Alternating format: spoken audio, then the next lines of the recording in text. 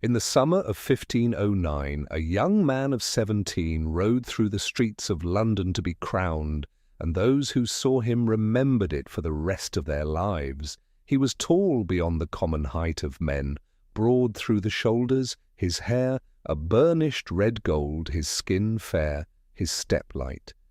He could ride down a string of horses in a single day and dance the whole of a night without tiring.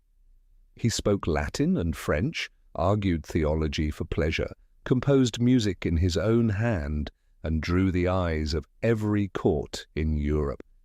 He was, by the near unanimous account of those who beheld him, the handsomest prince in Christendom, and England, which had not loved a king in living memory, fell in love with this one. 38 years later, in the last hours of a January night, another body lay dying in the palace at Whitehall. It could no longer walk. It had to be moved between rooms by machines and by the arms of servants, hoisted like cargo.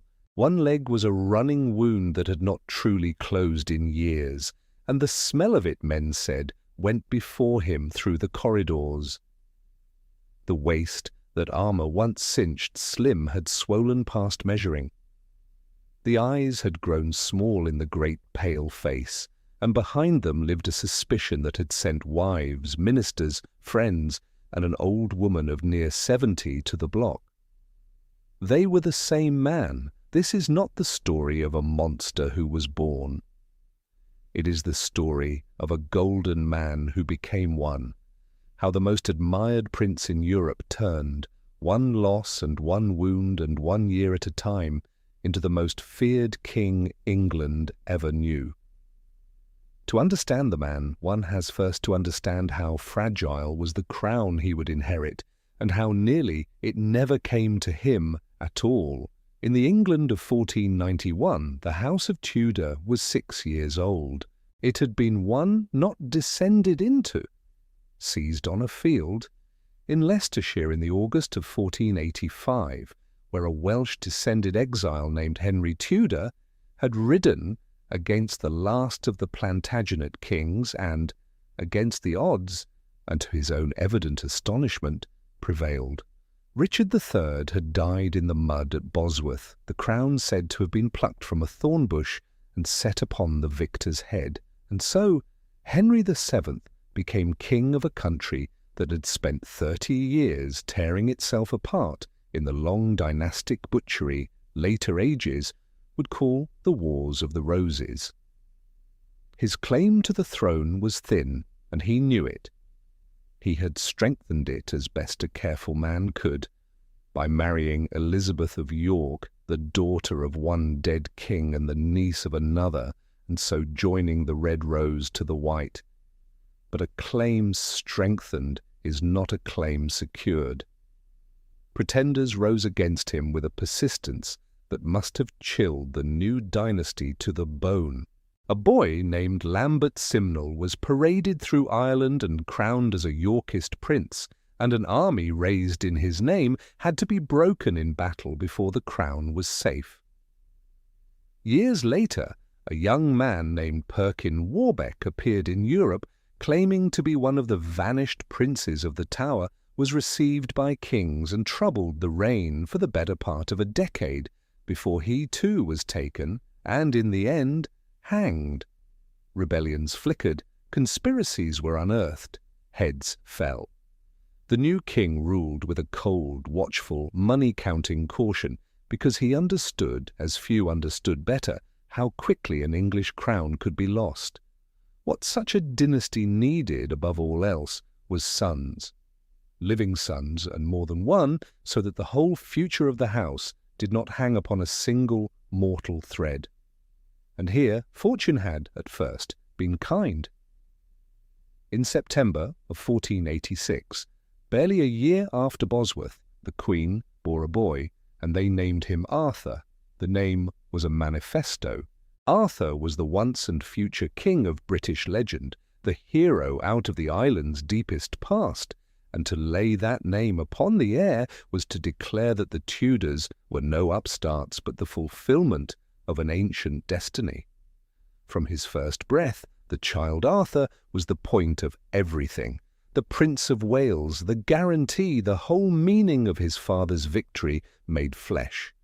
He was reared as a king in waiting, grave, bookish, carefully guarded, betrothed, while still a boy to a princess of Spain, to bind England to the greatest power in Europe. And then in the June of 1491, at the riverside palace of Greenwich below London, the Queen was delivered of a second son. He was, from the beginning, the spare. A second son in such a house was a piece of insurance, welcome, valued, but not the thing itself. Where Arthur was raised in his own princely household on the Welsh marches, groomed in the arts of rule, the younger boy was kept in the softer world of the royal nursery among his sisters. There is even a persistent tradition, impossible now to prove, that this second son was half intended for the church, that a great archbishopric might one day be found for him. Whether or not it was ever truly meant, it fits the shape of his early life. He was not the future, he was the boy beside the future. He was called Henry. He grew, by every account, into a gifted child, quick, strong, high-spirited, a natural at the physical arts that a royal boy was bred to, and a genuine scholar besides, set to his Latin and his letters by the finest tutors the age could furnish. There survives one small, vivid glimpse of him from these years. In the autumn of 1499, the great Dutch humanist Erasmus, then visiting England, was taken by his friend Thomas More to the royal children's household at Eltham, and there, among his sisters, stood the boy of 8, already, Erasmus recalled, carrying himself with a certain royal demeanour, a dignity of bearing joined to an easy courtesy. More had brought the children a gift of writing. Erasmus, caught unprepared with nothing to offer, was mortified, and the boys sent him a teasing note during dinner that all but demanded a poem in return. Erasmus went home and, in a fret, composed one. It is a tiny scene, but a telling one. Even as a younger son of no great expectation, the child had presence enough to command the finest mind in Europe. In the November of 1501, when he was 10 years old, he was given a part in the greatest spectacle of his father's reign, the wedding of his brother Arthur to the Spanish princess, Catherine of Aragon, a daughter of Ferdinand and Isabella, come at last across the sea to make the alliance real. Through the crowded streets and into old St. Paul's, it was the young Henry who led the bride, a boy of 10, escorting the woman who was to be England's next queen, and who would, though not a soul alive could have guessed it, one day be his own wife and the cause of the greatest crisis of his life. He danced at the feast so vigorously, one report has it, that he cast off his gown and capered in his jacket, to the delight of the court. It was the sort of thing the Golden Prince would always do. For now it was only a child showing off at his brother's wedding. Arthur and his bride were sent to Ludlow, on the Welsh border, to keep the prince's court as heirs to England were meant to do. They had been married not 5 months when, in the April of 1502, the news came racing back along the roads to the king. Arthur was dead. Some sickness of that damp and pestilent spring had taken him, a sweating fever perhaps, the sources are not certain. And the Prince of Wales, the whole point and promise of the House of Tudor, was gone at 15. His young widow, Catherine, survived it. Whether the brief marriage had ever truly been a marriage in the fullest sense, whether it had been consummated at all, was a question no one thought to press in the grief of that April, and one that could never afterward be answered with certainty. A quarter of a century later, that unanswerable question would tear England away from Rome. But that lay far ahead. What mattered in the spring of 1502 was brutally simple. The dynasty that had needed many sons had, in an afternoon, been reduced to one. Everything. The crown won at Bosworth, the peace bought with such cold labour, the whole future of the house, now rested on the second son, the spare, the 10-year-old boy who had led his brother's bride to the altar. He was the heir now. He was the only one. The change in his life was total. The freer world of the nursery closed around him and became a cage of gold. His father, who understood better than any man how easily an heir could be lost, drew the boy close and guarded him with an almost desperate vigilance.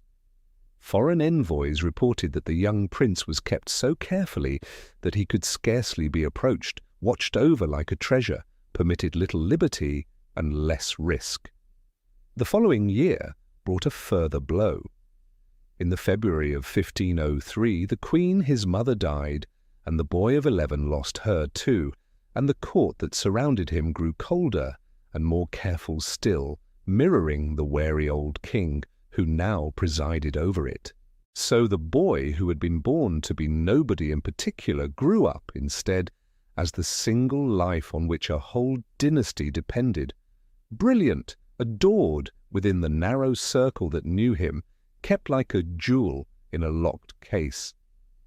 He was learning the arts of a king now, not a bishop.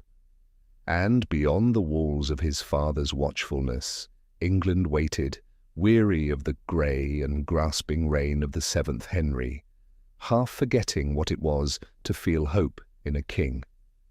And so the boy who had been born to be nobody in particular, and the second son, the spare, the one half promised to the church, became the single life on which an entire dynasty now depended.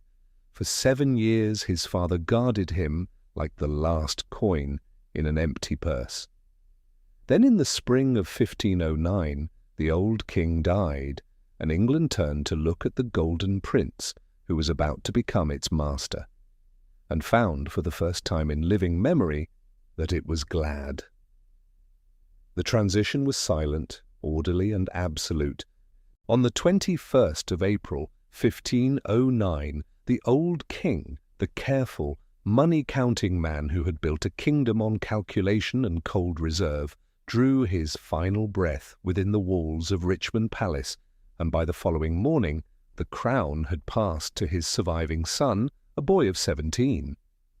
For a nation grown weary of the grey, suspicious reign of Henry VII, it was as though a heavy curtain had been drawn back to let in the sun. The new king did not inherit a country of exhaustion and fear alone. He inherited a full treasury and a people starving for a hero.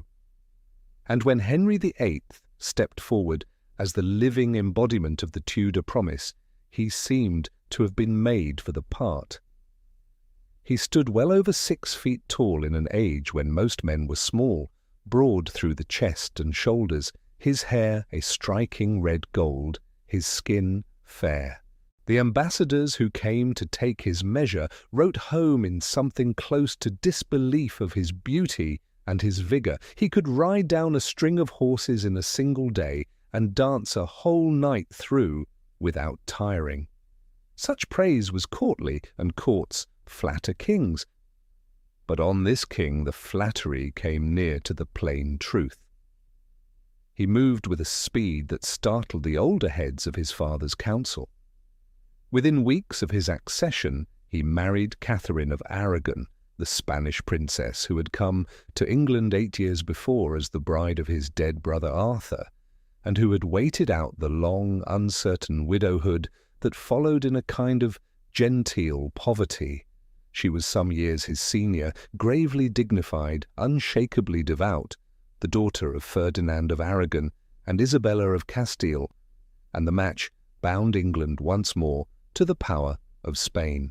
On the 24th of June, 1509, Henry and Catherine were crowned together at Westminster in a blaze of ceremony that announced the opening of a new age. The crowds cheered themselves hoarse in the streets. They had a young king and a queen of impeccable blood at his side, and after the long chill of the previous reign the future seemed, for that summer at least, a settled and a shining thing. Henry threw himself at the world with the appetite of a man who thought everything in it was his to master. He was the Renaissance prince entire, excelling, or seeming to excel, at every art the age admired. He spoke Latin and French with ease, and had some Spanish besides. He played the lute and the organ with real skill, and composed music in his own hand, sacred settings and songs that reveal a mind that delighted in order and harmony. It is here that the most stubborn of all his myths fastens itself to him. The belief that he wrote the ballad Greensleeves for a reluctant sweetheart. He did not. The tune belongs to a later fashion in English song, its form unknown in his lifetime, and the ballad was not so much as registered until 1580, more than 30 years after his death. The real Henry needed no borrowed melody. His days rang instead with the clatter of the tilt-yard and the cry of the hunt. He rode in the lists with a skill and a daring that left the court breathless, sometimes entering the tournament under a device of his own choosing, as though the king were another knight come to prove himself. He hunted until his attendants dropped and wearied out horse after horse beneath him. And his nights rang with the talk of scholars, for he drew the finest humanist minds of the age toward his court, and disputed theology with them for pleasure, matching wits with men such as Sir Thomas More and the reforming scholar John Colet deep into the candle-lit hours. He did not merely reign over his century, he flung himself into its intellectual life as though nothing in it lay beyond his reach. Nor would his ambition stay penned within his island. The young king hungered for glory of the older, harder kind, and in 1513 he crossed the Channel to make war on France in person, eager to match the warrior kings of England's past. He left the government of England in the hands of Catherine, who ruled as regent in his absence, and discharged the trust with the steady competence she brought to every duty laid upon her. The campaign gave him the pageantry he craved. At the encounter, mockingly named the Battle of the Spurs, the French horse broke and fled so swiftly that the engagement took its name from their haste, and Henry's armies took the towns of Terouanne and Tournai. They were slight prizes for the cost, but they fed the young king's appetite for magnificence, and confirmed him, in his own estimation, a prince to be reckoned with among the powers of Christendom. And it was in the managing of these adventures that a new figure rose to the king's right hand.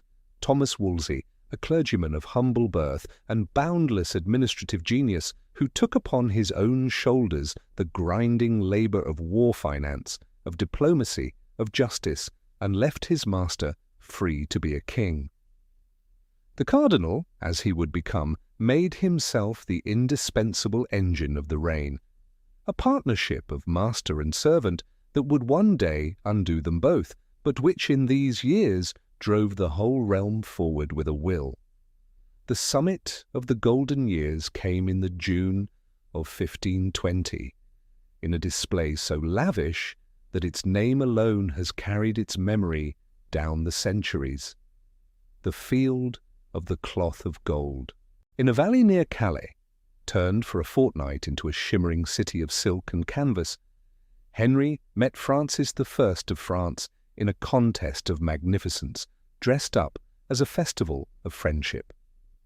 From the 7th to the 24th of that month, the two young kings mounted an unbroken spectacle of chivalry, tournaments and banquets, gilded pavilions, fountains that ran with wine, each sovereign straining to outshine the other in the very act of embracing him.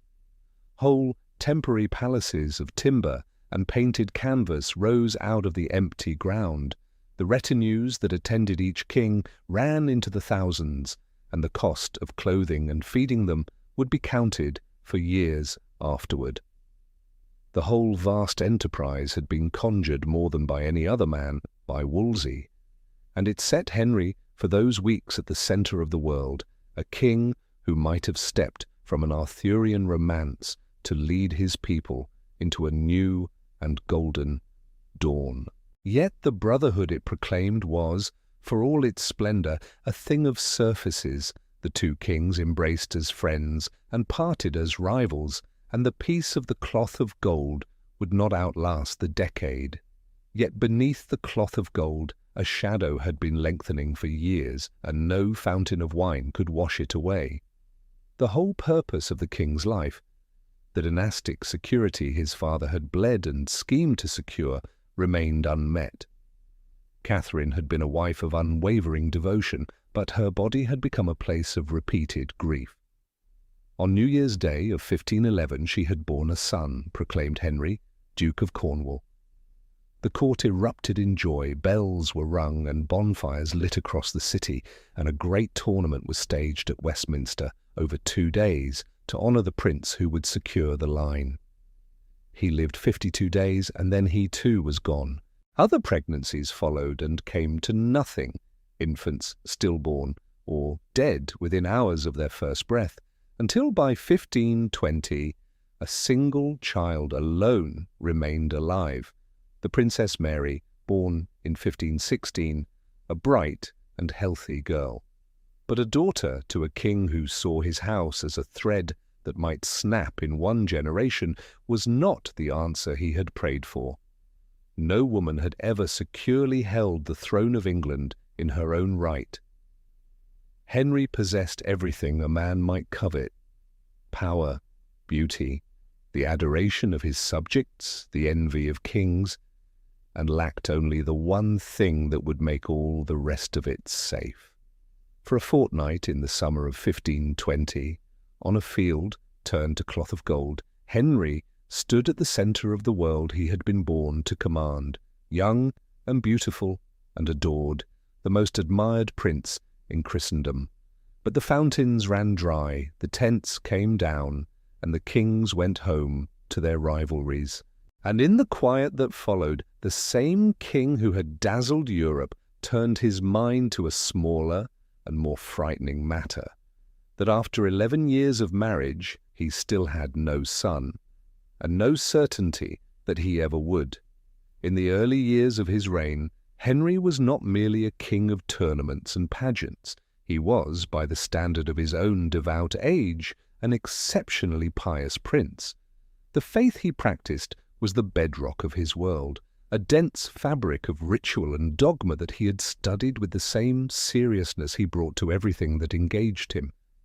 He heard several masses in a single day, and it was said of him that he could follow the theologians through the thickets of their argument as readily as he followed the hounds through a forest. He read the fathers of the church, he disputed points of doctrine for the pleasure of it, as another man might play at cards. He kept the feasts and the fasts of the calendar, crept to the cross on Good Friday, and made his pilgrimages to the great shrines of the realm, walking on occasion the last mile to the Virgin's house at Walsingham, as any humble pilgrim might. To Henry, the old religion was no private comfort, but a public architecture, the frame that held Christendom together and gave a king his sacred office. And when in the second decade of his reign that architecture began to crack, the sound of it carried as far as England. The blow had fallen in the German lands. In 1517, an Augustinian friar named Martin Luther had set down a list of grievances against the sale of indulgences, and within a few years his 95 Theses and the writings that came after had swollen into a challenge that struck at the roots of papal authority itself. To the guardians of the old order, Luther was no mere critic in want of an answer. He was a solvent, threatening to dissolve the single unbroken church that had ordered the spiritual life of the West for 1,000 years. The new printing presses carried his words further and faster than any heresy before them, out of the German lands and across the frontiers of Christendom, past every effort to burn or ban them. Rome moved to condemn him. The friar answered condemnation with defiance, and the quarrel that had begun over the traffic in indulgences widened by the month into a war over the very foundations of the faith. Across every court in Europe the alarm spread, and in England it found a king peculiarly equipped and peculiarly eager. to answer it. Henry took up his pen with the same competitive fire he carried into the lists. Through 1520 and into 1521, he laboured over a treatise of his own, the Assertio Septem Sacramentorum, the defence of the seven sacraments, in which he met Luther's arguments head-on and upheld each of the Church's sacraments in turn. That the sharpest scholars of his circle lent a hand is beyond serious doubt. Sir Thomas More and others among the king's learned men are thought to have helped shape and polish the text, though how far their assistance reached can no longer be measured. What is certain is that Henry claimed the work as his own, defended it as his own, and staked his name upon it. When it was printed, it became a sensation across the continent. A reigning king had stepped into the lists of theology against the monk of Wittenberg, and Christendom took notice. Rome's answer was swift and superlative. Pope Leo X, the cultivated Medici pontiff who had already moved to condemn Luther, understood the worth of a crowned champion, and on the 11th of October 1521, once the treatise had reached him, he conferred upon Henry the title Fidei Defensor, Defender of the Faith. It was an honour that set the English king apart from his fellow princes and named him before all the world the sword and shield of the Holy See. When word of it reached London, it was received with every show of royal pride. Henry wore the new title like a mantle laid upon his shoulders by heaven itself, the formal seal set upon a self-image he had long cherished. The loyal son of the Church, the prince whose devotion Rome had at last acknowledged in open honour. There is an irony folded into that October gift which no one then living could yet perceive, for the title would outlast the devotion that earned it, surviving the very rupture with Rome that lay a bare decade ahead, and it is borne by the monarchs of Britain to this day. Luther, as ever, would not suffer the affront in silence. His reply, the Contra Henricum Regem Angliae of 1522, met the king's learning with a torrent of contempt, and the exchange became the talk of every university and court on the continent. To Henry the quarrel was more than a scholar's duel. It was the assertion of who and what he was. King and theologian at once, a ruler who grasped that the stability of his realm and the stability of the Church were bound together in a single order.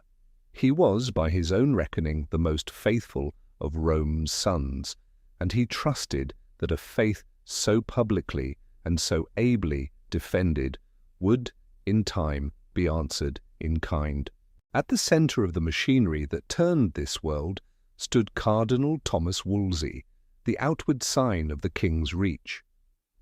By the early 1520s, Wolsey had gathered into his single person a concentration of power all but unheard of in England. As Lord Chancellor, an office he had held from 1515, he directed the whole apparatus of the state and the law. As the Pope's legate, he wielded supreme authority over the Church within the realm, commanding it with Rome's own delegated weight at his back. No churchman in England had ever held the two swords, spiritual and temporal, so completely in one grasp. He was the king's second self, and he lived like one, raising at Hampton Court a palace grander than any his master possessed, keeping a household of hundreds, moving abroad in a state of scarlet and gold that foreign envoys mistook for the king's own. He steered the treacherous currents of European diplomacy, dispensed justice in the courts, and gathered the threads of church and state into his single hand, while the king hunted and jousted and prayed. From the outside, the realm seemed the very image of order, a devout king, a mighty minister, a church at peace, a people at their devotions. Yet within the royal apartments a silence was lengthening that all the pageantry could not fill. The son the dynasty required, the male heir who alone, in the thinking of the age, could carry the House of Tudor safely into the next generation, had not come and did not come. Catherine of Aragon had endured pregnancy after pregnancy that ended in grief, and of all her children, only one, the Princess Mary, had lived. To the men who sat in the king's council, this was no private sorrow, but a gathering crisis of state. No woman had ever securely held the throne of England in her own right, and the memory of what a disputed succession had cost the kingdom in blood lay too near and too terrible to be borne with a shrug. The House of Tudor was itself but 2 lives old, its claim to the crown won on a battlefield within living memory, and a throne that passed to a lone daughter, or to no clear heir at all, might yet be fought over as savagely as it had been in the long wars that Henry's father had ended. And so the devout king, the man who heard his daily masses, who had written a book to defend the sacraments, who had been crowned by the Pope himself the champion of the faith, began to look upon his own marriage with a quiet and corrosive unease. He had prayed for a son through more than a decade, and the prayer had gone unanswered. He had kept, as he believed, the law of God, and yet the survival of his line seemed to hang by a single fraying thread. Slowly, the reasoning that would consume the coming years took its shape. He turned back to the scriptures he loved, no longer only for the grace he had once sought in them, but for an explanation of why the God he served so faithfully had withheld the one gift he desired above all others. Rome had crowned him its champion, the Pope himself had named him defender of the faith, and Henry wore the title like armour over his devotion. No man in Europe seemed a more loyal son of the Church, and yet within a decade this same king would break that Church in England to its foundations and set himself in the Pope's place, not out of doubt, but out of desperation, because the God he served with such display had granted him everything a king could want, and withheld the one thing he needed most.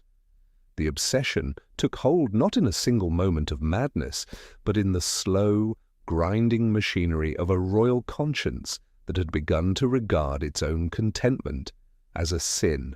For nearly 2 decades, Henry had been the husband of Catherine of Aragon, a queen of impeccable blood, the daughter of the greatest monarchs in Europe, a wife who had stood beside him through the triumphs of his youth. Yet as the 1520s wore on, the cradle in the royal nursery held no surviving son. A daughter, Mary, lived, but the shadow over the Tudor succession, a house raised upon the foundation of a single generation, lengthened with every passing year. Looking upon the emptiness of his line, Henry began to read into it not misfortune, but a verdict. He turned to the book of Leviticus and found there a prohibition that seemed to speak straight to his own condition, that a man who took his brother's wife should remain childless. His marriage to Catherine, the widow of his brother Arthur, had been made lawful only by a special dispensation of Pope Julius II, granted years before to smooth the impediment away. Now Henry persuaded himself that no pope had ever possessed the power to license what God had forbidden. If the union offended the divine law, then it had never been a marriage at all, but a long public sin that had drawn down heaven's punishment upon his house. Catherine's advocates would answer him from Scripture in their turn, for another passage, in Deuteronomy, commanded a man to marry his dead brother's widow and raise up children in his name. And the affair became, among much else, a war of contending verses. But Henry had fixed upon his text, and he did not mean to be moved from it. He had come to see the daughters buried in infancy and the son dead at 7 weeks, not as the common griefs of a marriage, but as the marks of a curse. And once a king has decided that God is against his marriage, no argument of man is likely to talk him out of it. The crisis of conscience was sharpened, made urgent and jagged by a woman who refused the part of a silent mistress. Anne Boleyn was young, quick of wit, and possessed of a magnetism that held the king as none of his earlier fancies had. Her own sister had briefly enjoyed the king's favour, and then been quietly set aside. Anne had watched it happen, and she would not follow. She would not be a king's secret. She would be his queen, or she would be nothing. And her refusal turned Henry's dynastic dread into a single, fixed, immovable purpose. What he sought was not a divorce, a notion foreign to the law of the Church, but an annulment, a formal declaration that the marriage had been null from its very beginning, that Catherine had never truly been his wife at all. The request reached Rome around 1527, at the worst conceivable hour in the fortunes of the papacy. Pope Clement VII, cautious, irresolute, hemmed in on every side, had become in all but name a captive of the wars convulsing Italy. In the May of 1527, the mutinous armies of the Holy Roman Emperor, Charles V, had fallen upon Rome and sacked it with a savagery that appalled Christendom, driving the Pope to shelter behind the walls of the Castel Sant'Angelo while his city burned. And Charles V was Catherine of Aragon's nephew. For Clement to annul the marriage of the emperor's aunt was to defy the very man whose soldiers held him at their mercy. Henry's demand was, in the plainest terms, a diplomatic impossibility, a collision between one king's dynastic survival and another's imperial power, and the papacy, caught between the two, could only delay. And so the king pursued his cause on every front at once. His agents were sent across Europe to gather favourable judgments from the great universities and the learned doctors of theology, that the weight of scholarship might be piled upon his side. Pressure was brought to bear in Rome by every channel that gold and persuasion could open. Yet all of it broke against the same immovable fact. Whatever the schools might say, the man who alone could pronounce the marriage void sat surrounded by the soldiers of Catherine's nephew, and would not and could not oblige. To force a way through, Henry leaned upon his great minister, Cardinal Thomas Wolsey. The son of an Ipswich tradesman risen to the summit of power by sheer administrative genius and an unsleeping devotion to his master, Wolsey had for years made the impossible look effortless. He moved through the world with a household to rival the king's own. His cardinals read the badge of his standing as the Pope's own legate. Rome, unwilling either to grant the annulment or to refuse it outright, at last sent a second legate, Cardinal Lorenzo Campeggio, aged, racked with gout, and privately instructed to spin out the business and to settle nothing. Together the two cardinals convened a legatine court in the summer of 1529 at Blackfriars in London to try the king's cause. It was a spectacle of agonizing theatre.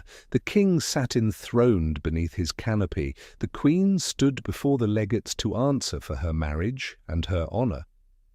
Catherine, who had lived in England for near 30 years, did not go meekly.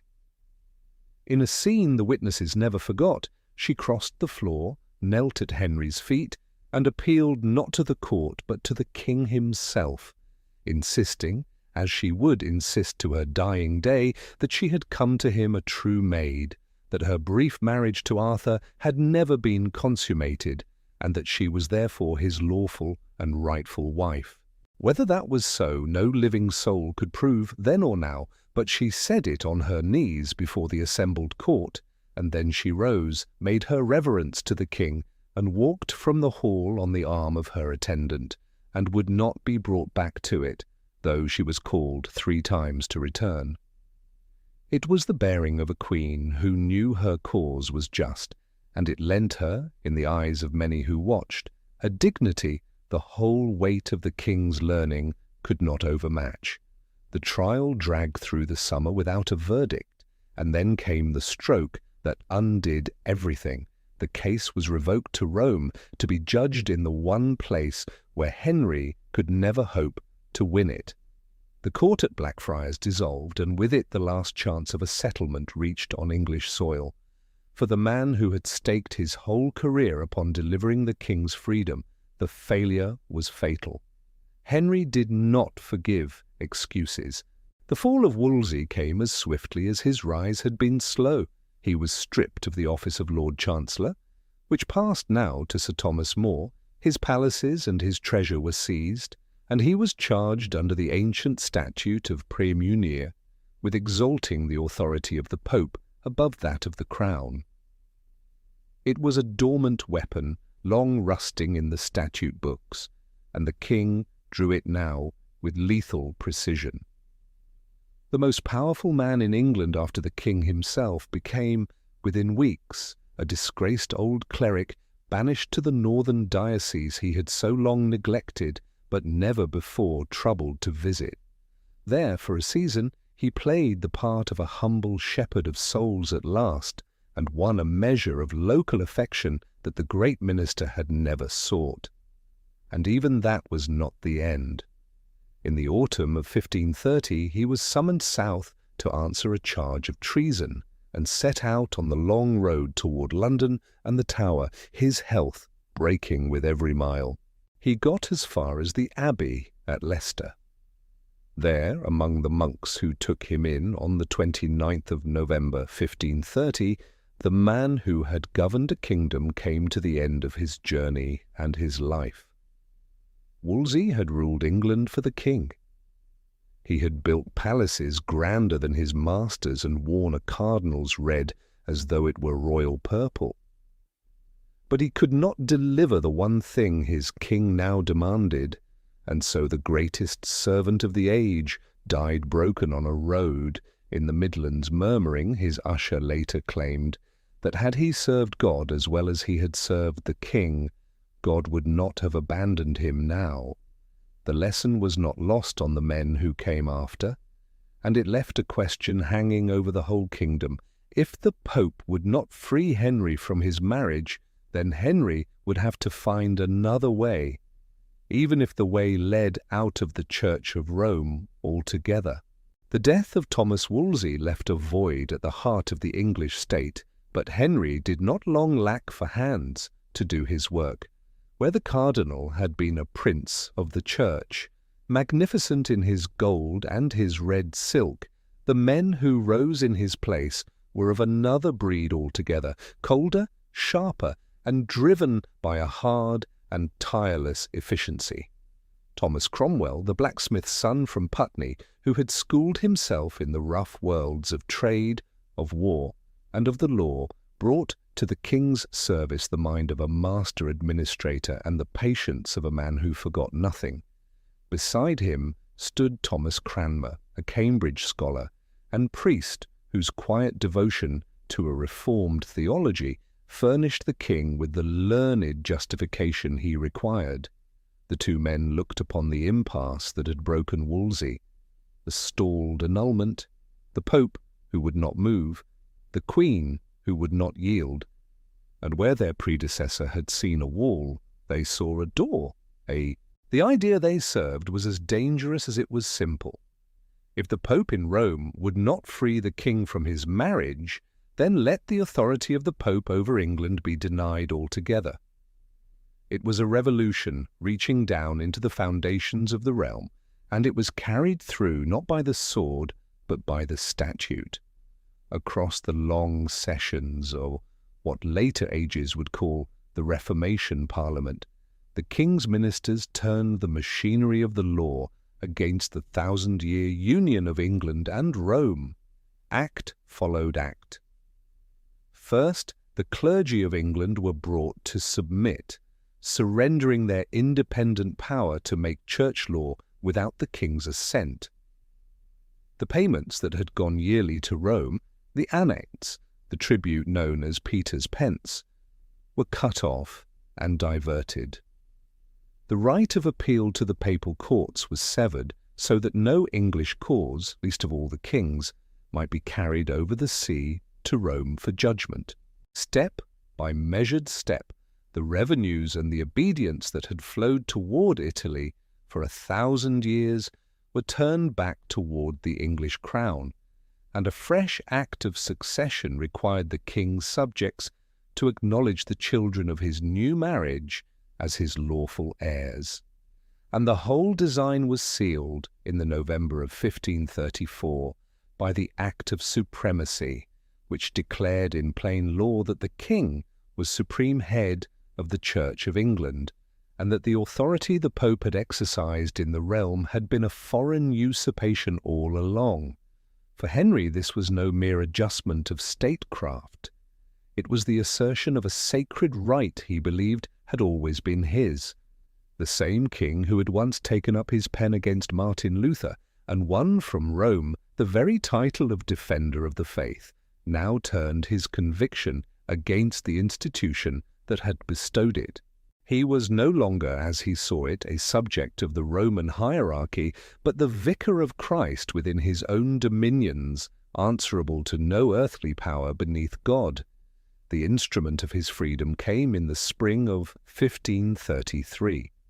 Cranmer, newly raised to the See of Canterbury, convened a court at Dunstable, and there, with a quiet and scholarly finality, pronounced the king's marriage to Catherine of Aragon null and void from the beginning, clearing the way at last for the second marriage on which the whole revolution now rested. Catherine herself would not accept it. Stripped of the title of Queen and styled instead the Dowager Princess of Wales, the widow, that is, of Prince Arthur, she was removed to a succession of damp and dwindling manor houses, and she clung to the very end to the conviction that she was, in the sight of God, Henry's only lawful wife.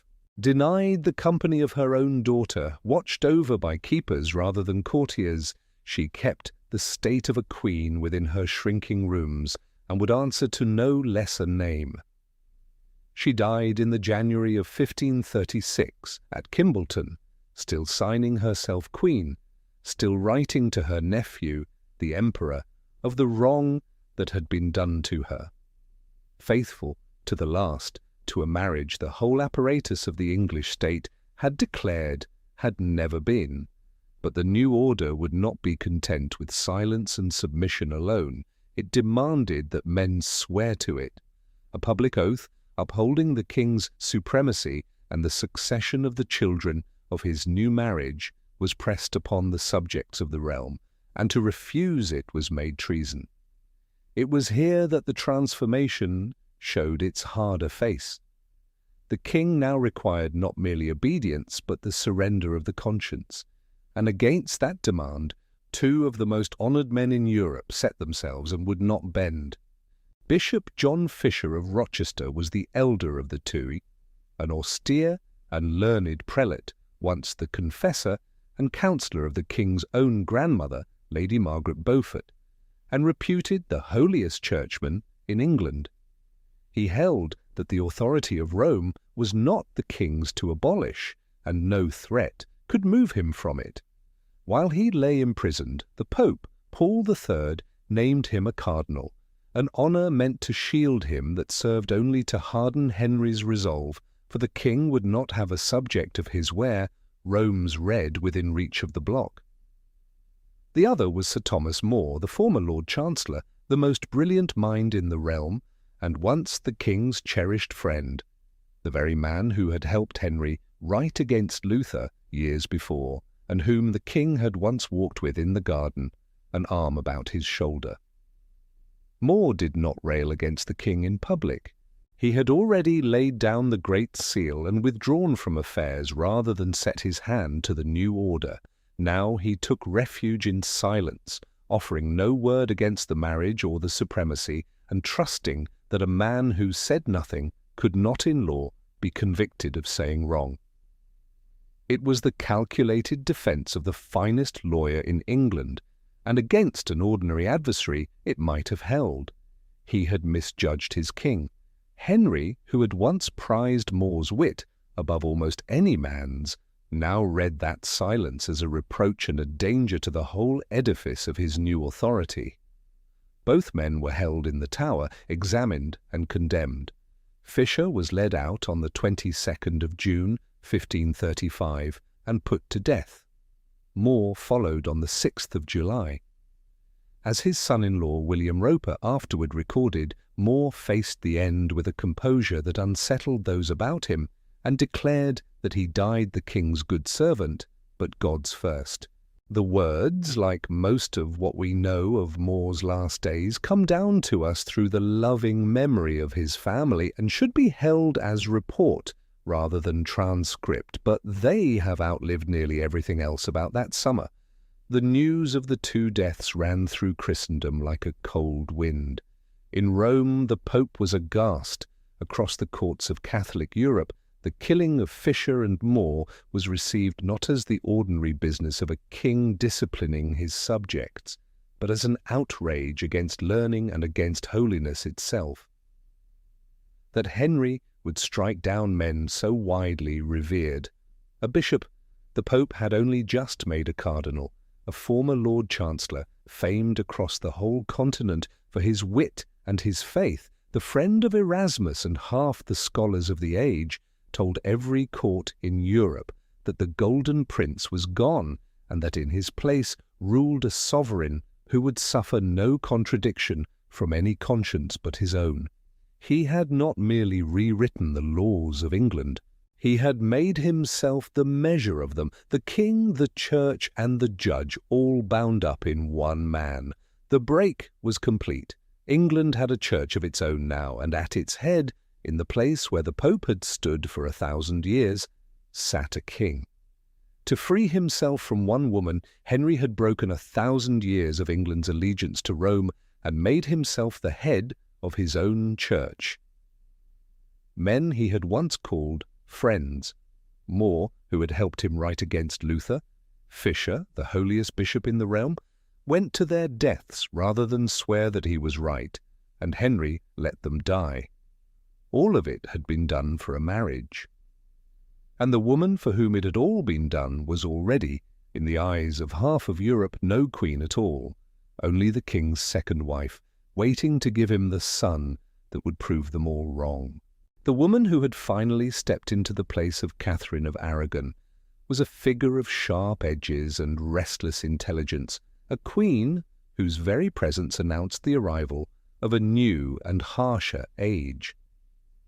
Anne Boleyn was not the sort of woman the court had known, and she was certainly not the woman it had expected.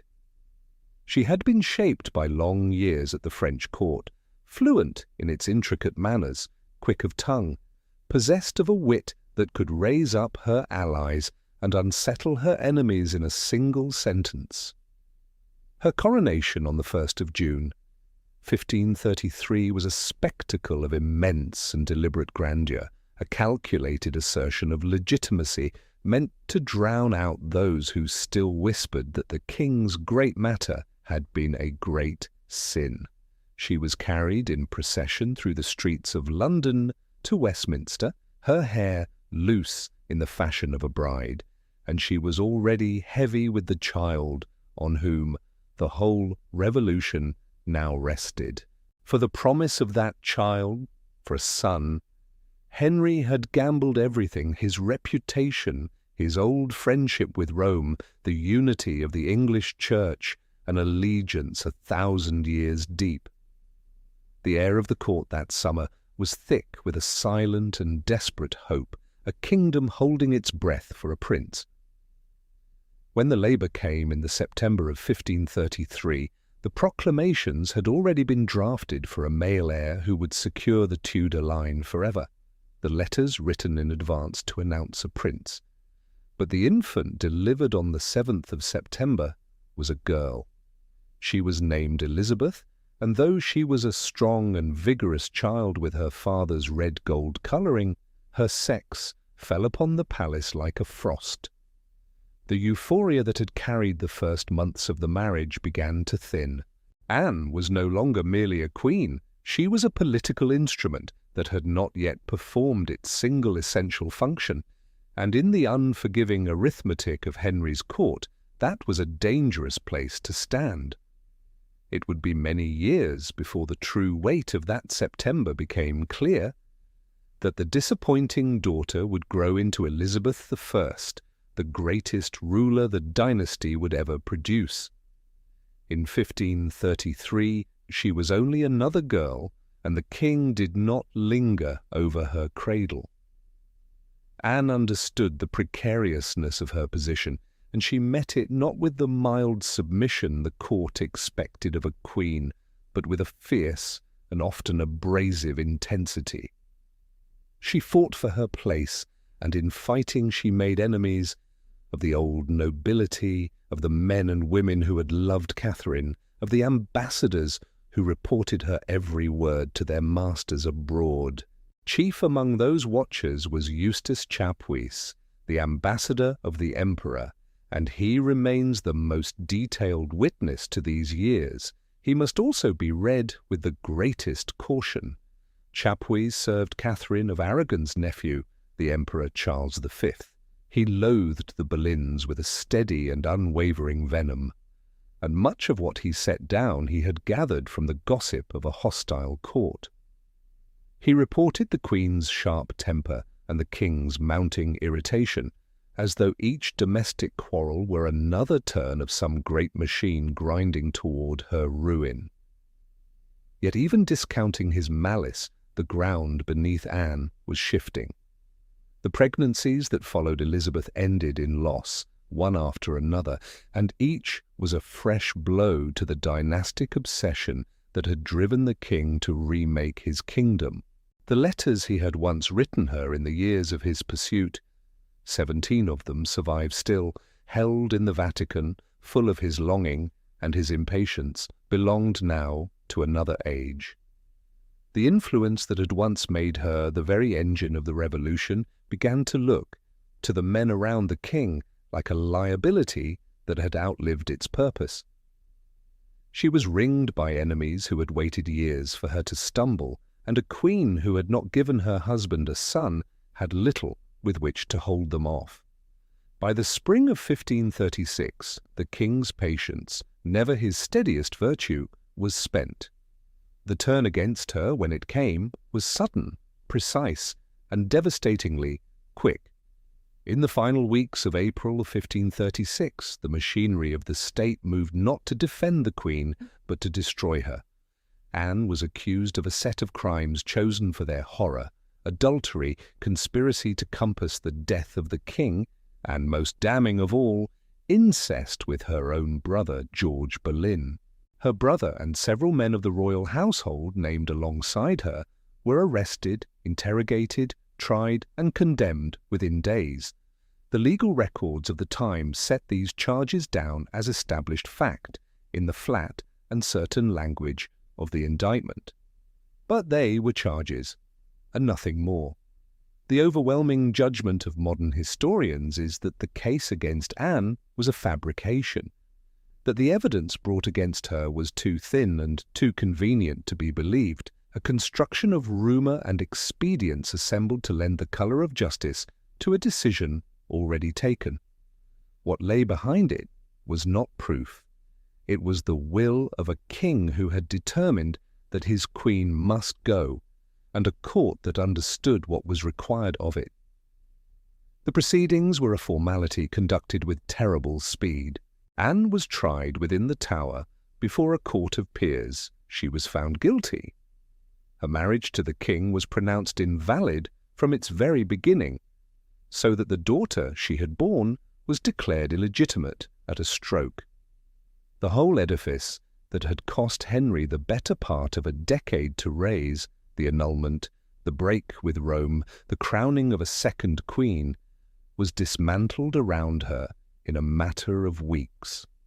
The men condemned alongside her had gone to their deaths only days before, so that by the time the queen herself was brought out, the case against her was already sealed by their convictions. She was not the first to learn that in the service of this king no nearness to the throne was proof against his changing mind, and she would not be the last. On the morning of the 19th of May, 1536, she was led to a scaffold raised within the walls of the Tower of London. A swordsman had been summoned across the Channel from Calais, a man practised with the blade, so that the sentence might be carried out with a single stroke, rather than the axe. She spoke briefly to the small company gathered to witness the end of the woman who had lately been the most talked-of queen in Europe. As the chronicler Edward Hall would later record her words, and the report is a second-hand one, set down years afterward, she was measured and composed, commending her soul to God and speaking of the king as a gentle and sovereign lord. It was an act of great self-possession from a woman who had been stripped, step by careful step, of everything she had built. She knelt, she prayed, and the sentence was carried out. The queen for whom England had been remade had been 3 years crowned, and no more. The king did not come to the Tower, and he did not mourn in any manner the court could see. On the day after Anne's death, he was betrothed to Jane Seymour, one of the Queen's own maids of honour. Within a week and a half, he had married her. The revolution he had set in motion went on, indifferent to what it left behind, and, to those who watched from the edges of the court, the lesson was plain enough. The king's favour was a fire that could consume as swiftly as it had warmed. What it could not explain was the speed of the thing, how the same man who had torn a continent apart to possess this woman could set his hand so quickly and so coldly to the warrant that ended her.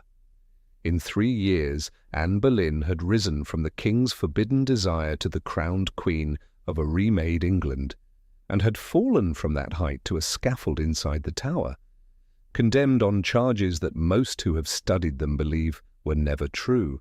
She left behind a red-haired daughter not yet 3 years old, a child the court now called illegitimate, and who would one day be the greatest of all the Tudors. But that was far away. What lay close was a harder question, how a king who had once torn Europe apart to marry a woman could sign so quickly and so coldly the warrant for her death. The answer lay in a wound and a winter and a fall from a horse. To understand how such a thing could happen, how the king who had remade a kingdom to marry Anne Boleyn could destroy her within weeks, it is necessary to step back a few months to the pivot on which the whole reign turns. There is a single stretch of that middle year which sits like a cold, heavy stone at the centre of the Tudor story. It is a season of such concentrated misfortune that it has long drawn the attention of those who seek to explain the change in the king. At the beginning of 1536, Henry was 44 years old. He had been the master of his realm for 27 years, and his physical presence, his height, his strength, his appetite for the saddle and the lists had been the defining fact of his court since boyhood. He was still a jouster, he still lived through his body, still half believed that his will could command the succession of his house as it commanded everything else. And then, in the space of a few weeks, the ground of that world gave way beneath him.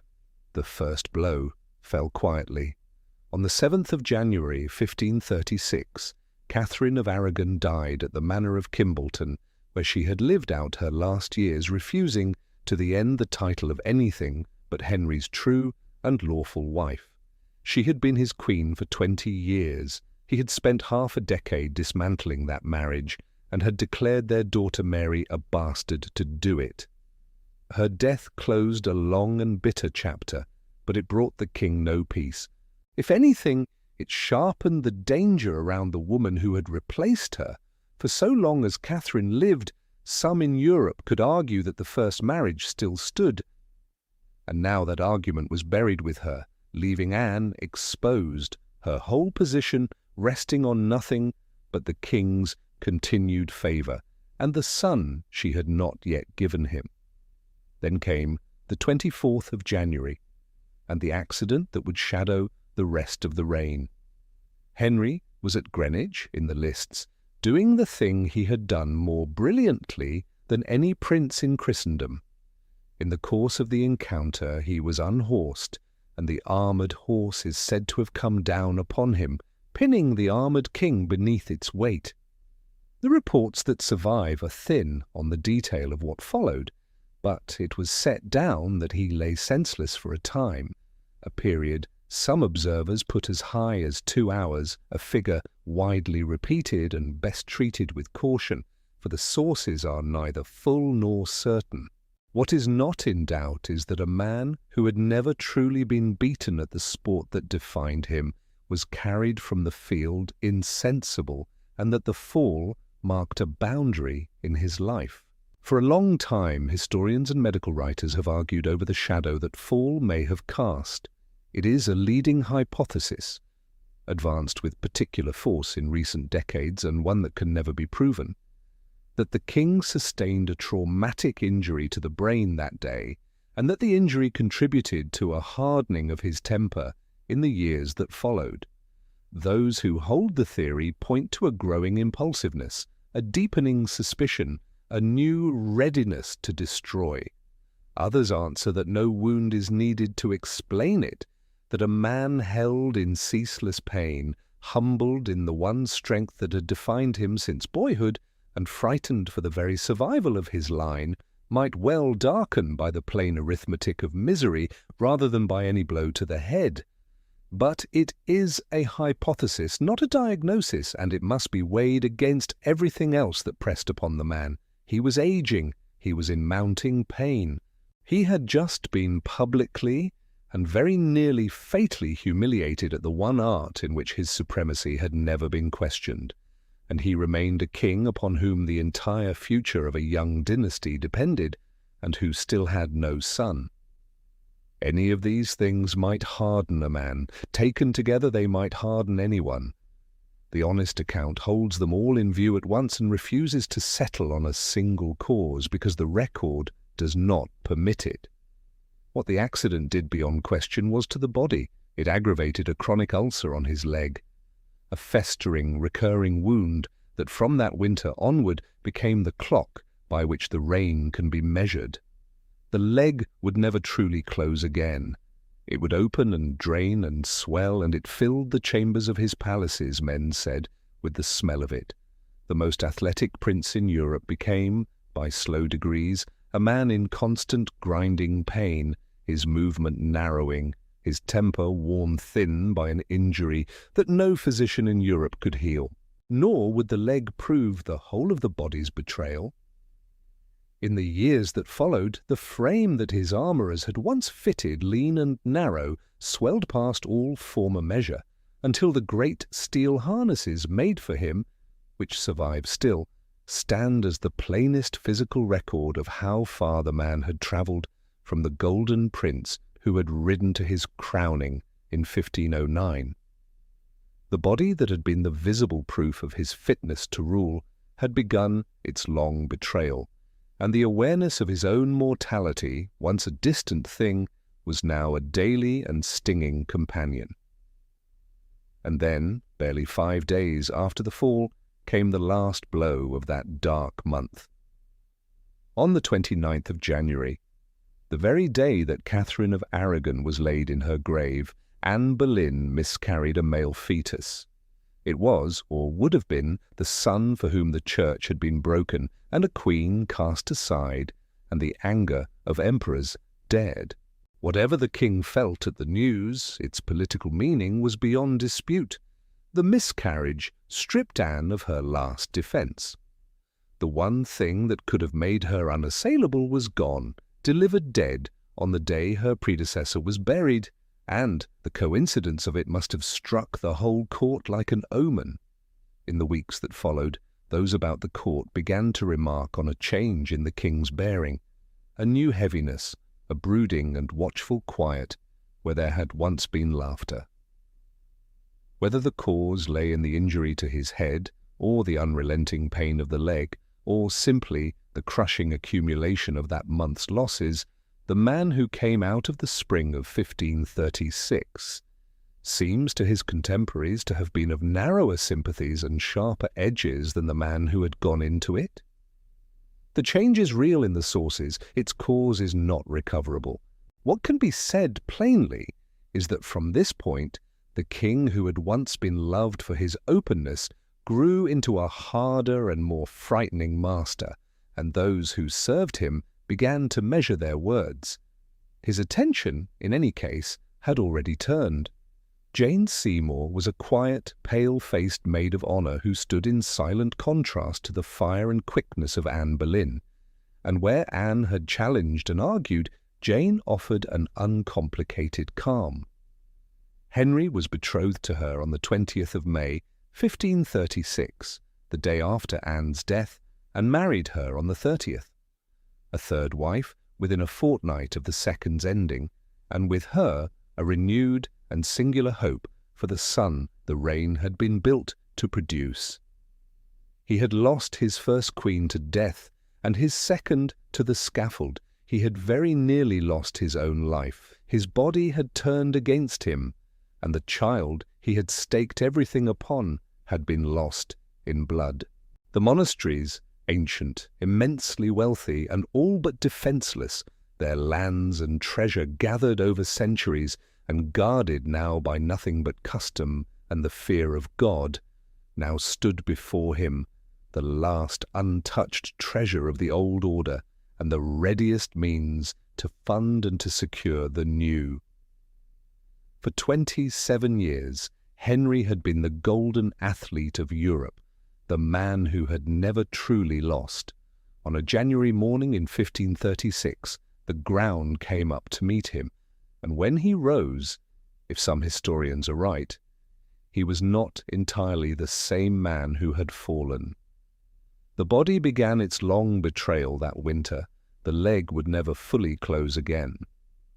And a king who could no longer trust his own strength, married for the third time and hungrier than ever for a son, turned his gaze from the wives who had failed him to the ancient, wealthy, defenceless world of England's monasteries, and resolved to tear it down. For the better part of 1,000 years the monastery had been woven into the fabric of English life. These houses were not places of prayer alone.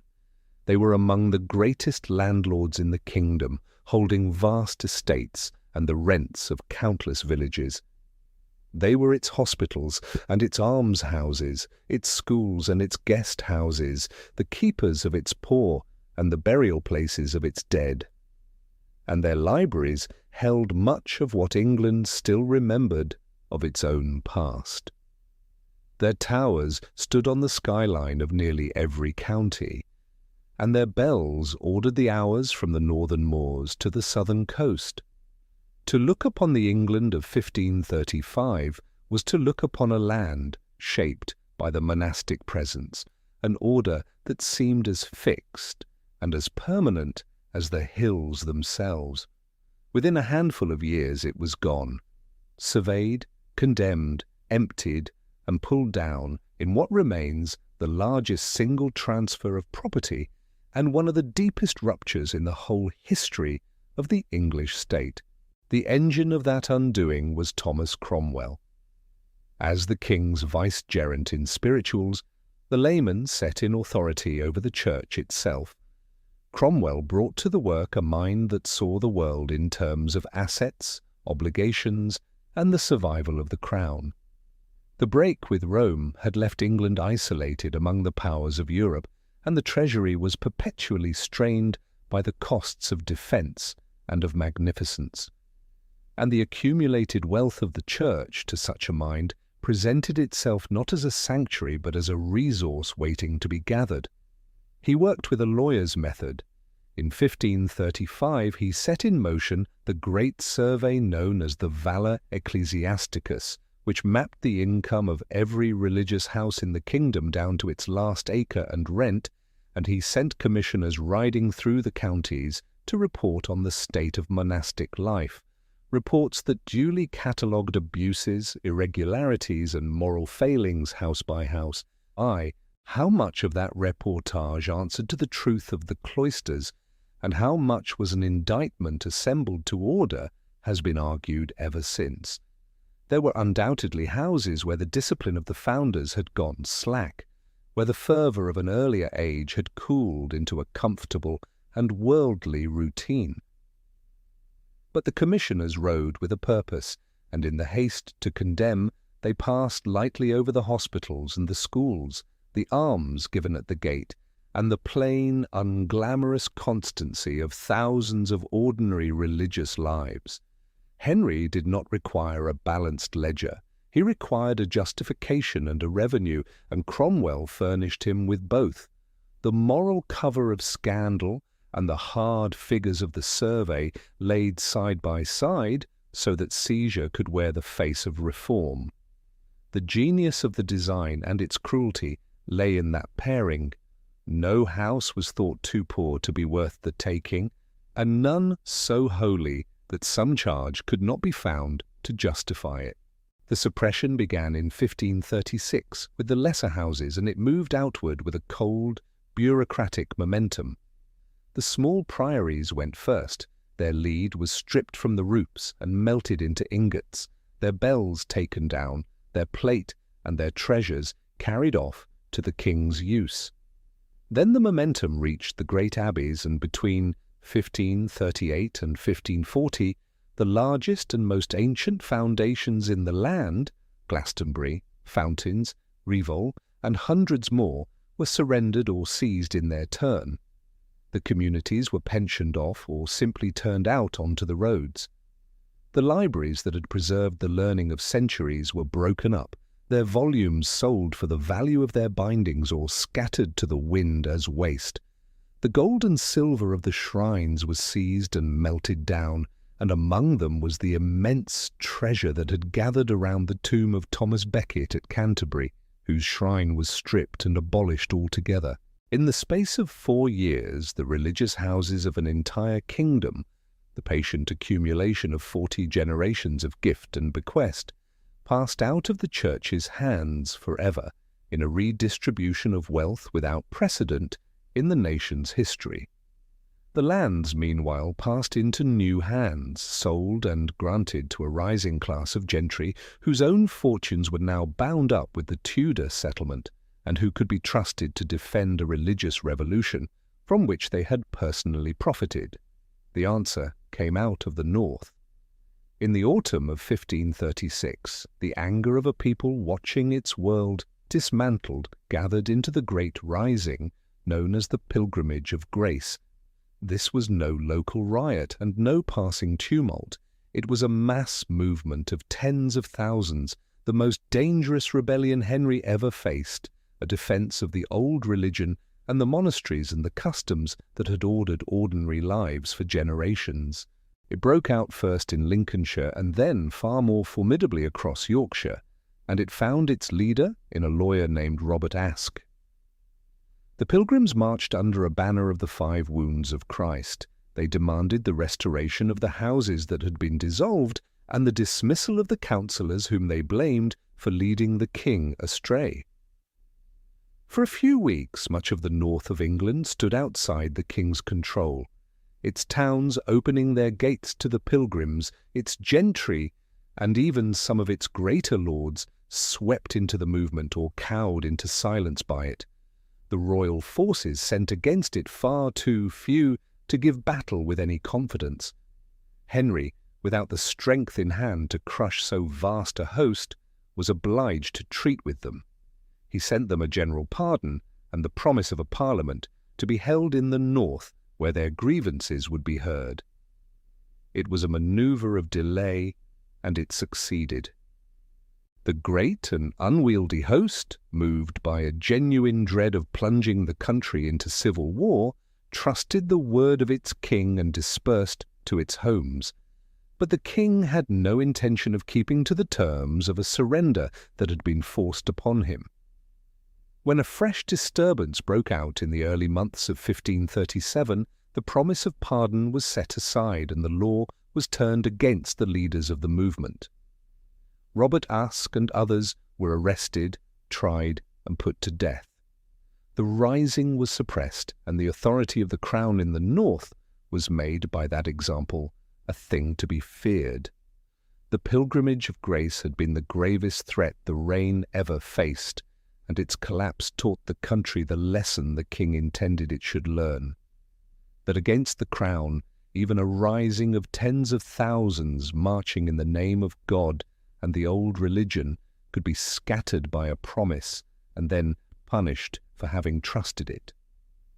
What remains is the ruin. The roofless open shells of the great abbeys still stand across the English countryside, their walls broken against the sky, their cloisters bare and grassed over.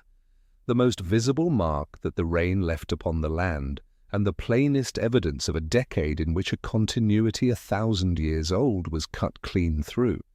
Much that the monastic libraries had preserved was lost in those years beyond any recovery.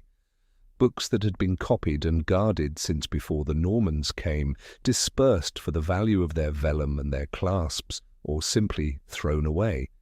And a nation's memory of its own past was thinned in the space of a single generation. To Henry, the destruction was never an end in itself. It was the clearing of the ground. He had broken the Church of Rome in England, humbled the nobles who resisted him, and now unmade the monasteries that had defined the religious life of his people, and he had done all of it as he understood it, to make the crown rich enough and strong enough to secure the one thing that still eluded him, and to carry his house safely past his own death. Stone by stone, roof by roof, Henry and Cromwell dismantled a world that had stood since before England was England. The abbeys emptied, their libraries scattered to the wind, their monks turned out onto the roads, their great churches left open to the sky. The North had risen to stop it and had been promised mercy. The promise was broken, and the leaders died, all of it. The ruined marriages, the ruined friendships, the ruined abbeys had been done in the name of one desperate hope. And in the autumn of 1537, at Hampton Court, that hope was at last about to be answered. A queen was in labour, and for the first time in his reign, Henry dared to believe he would have a son. The year 1537 opened in the long shadow of everything that had been done to reach it. The executions, the annulments, the public humiliations, the broken abbeys, all of it had been spent toward a single end, and the court now waited to see whether the price would at last be paid.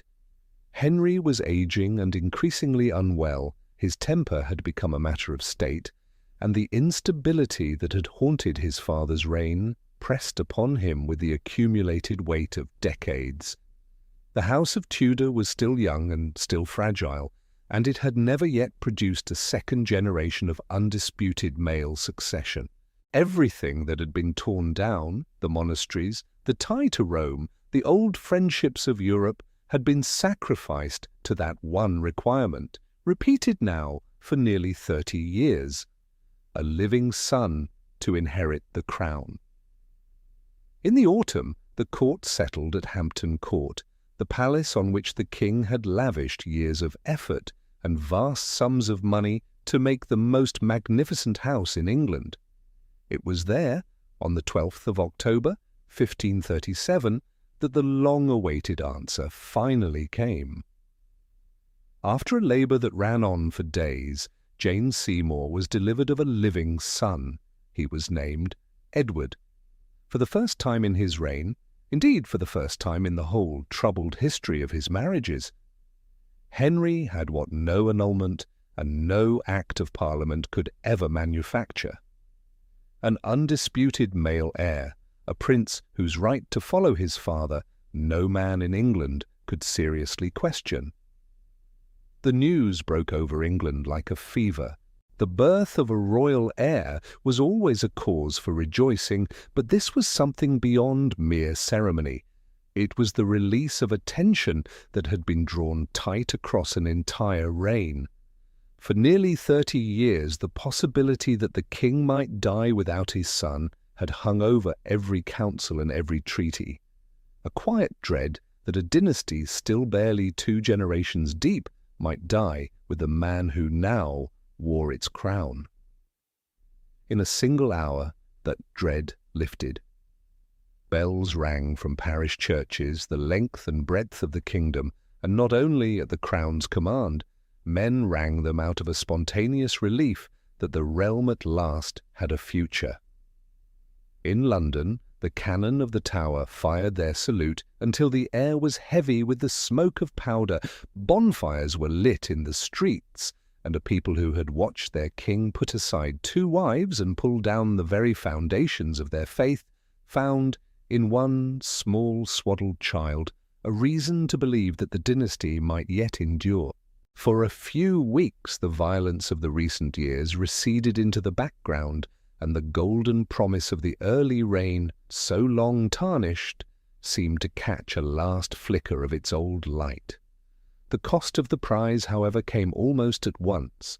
In the days after the birth, while the country still celebrated, the Queen began to fail. Reports from the palace spoke of a dangerous sickness of the kind that so often followed childbed in that century, and the exact nature of it cannot now be recovered with certainty. By the 24th of October it was plain that she would not recover. Jane Seymour died 12 days after giving the king his son, and Henry was a widower for the 3rd time in a little over 7 years.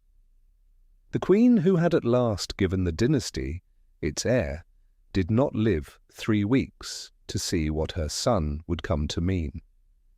She was buried at Windsor with the full solemnity owed a queen who had done what none before her could.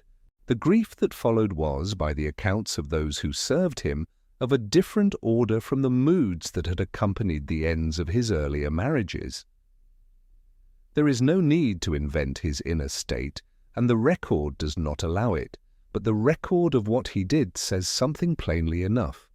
He withdrew for a time from the public life of the court. He wore black, a colour he seldom chose, and when his own death came almost 10 years later, he left instructions that he was to be buried not beside his first queen, nor his second, but beside Jane, beneath the stones of St. George's Chapel at Windsor, where he lies with her still. That she was the wife he loved best is a tradition, not a documented fact, and it is fairer to say only what the sources will bear. That of all his queens, she was the one he chose to lie beside, and the one who had given him a son. The court's attention turned with an almost mechanical speed from the mother to the child. Edward was now the most precious life in England, and his household was ordered with a rigour that bordered upon dread. Those admitted to his presence were vetted, his rooms and his linen were kept scrupulously clean, his establishment was held apart, so far as it could be, from the sickness and contagion that might in a single week undo the labour of a whole generation. He was the only one. Upon this single, small, guarded life, the entire future of the house now rested, exactly as 30 years before, that future had rested upon a second son, suddenly become the only son, watched and guarded by a wary father who understood better than anyone how easily an heir could be lost. The obsession that had driven the whole reign had produced in the end one precious and vulnerable boy in a cradle, and the king's own body gave his ministers no rest. The ulcer on his leg, which had begun to trouble him after the accident of January 1536, did not close. It went on, a physical clock ticking beneath the business of the reign, a standing reminder that the athlete was gone, and that the man who remained might not have long. There were days when he could not walk unaided, when he had to be carried, and every such day sharpened the same question that had haunted the whole reign, that if the leg, or a fever, or the sheer weight of the years should take him now, the entire settlement he had built would pass into the keeping of an infant and a council. As the pain grew steadier, so too did the sense that the succession must be shored up by alliance abroad. Cromwell, reading England's isolation now that it stood cut off from the Catholic powers of the continent, began to look toward the Protestant princes of Germany, and in particular toward the court of Cleves, whose duke offered both nobility of blood and a useful place among the reformers.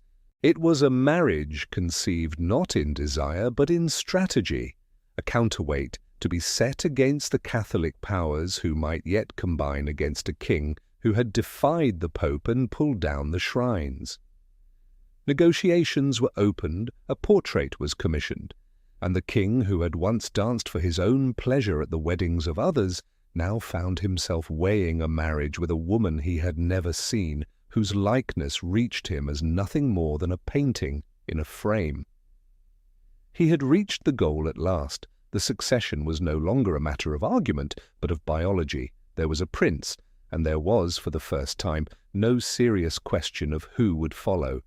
The thing for which 2 queens had been set aside and a third had died, for which a church had been broken and 1,000 houses of religion pulled down, now lay sleeping in a guarded cradle at Hampton Court.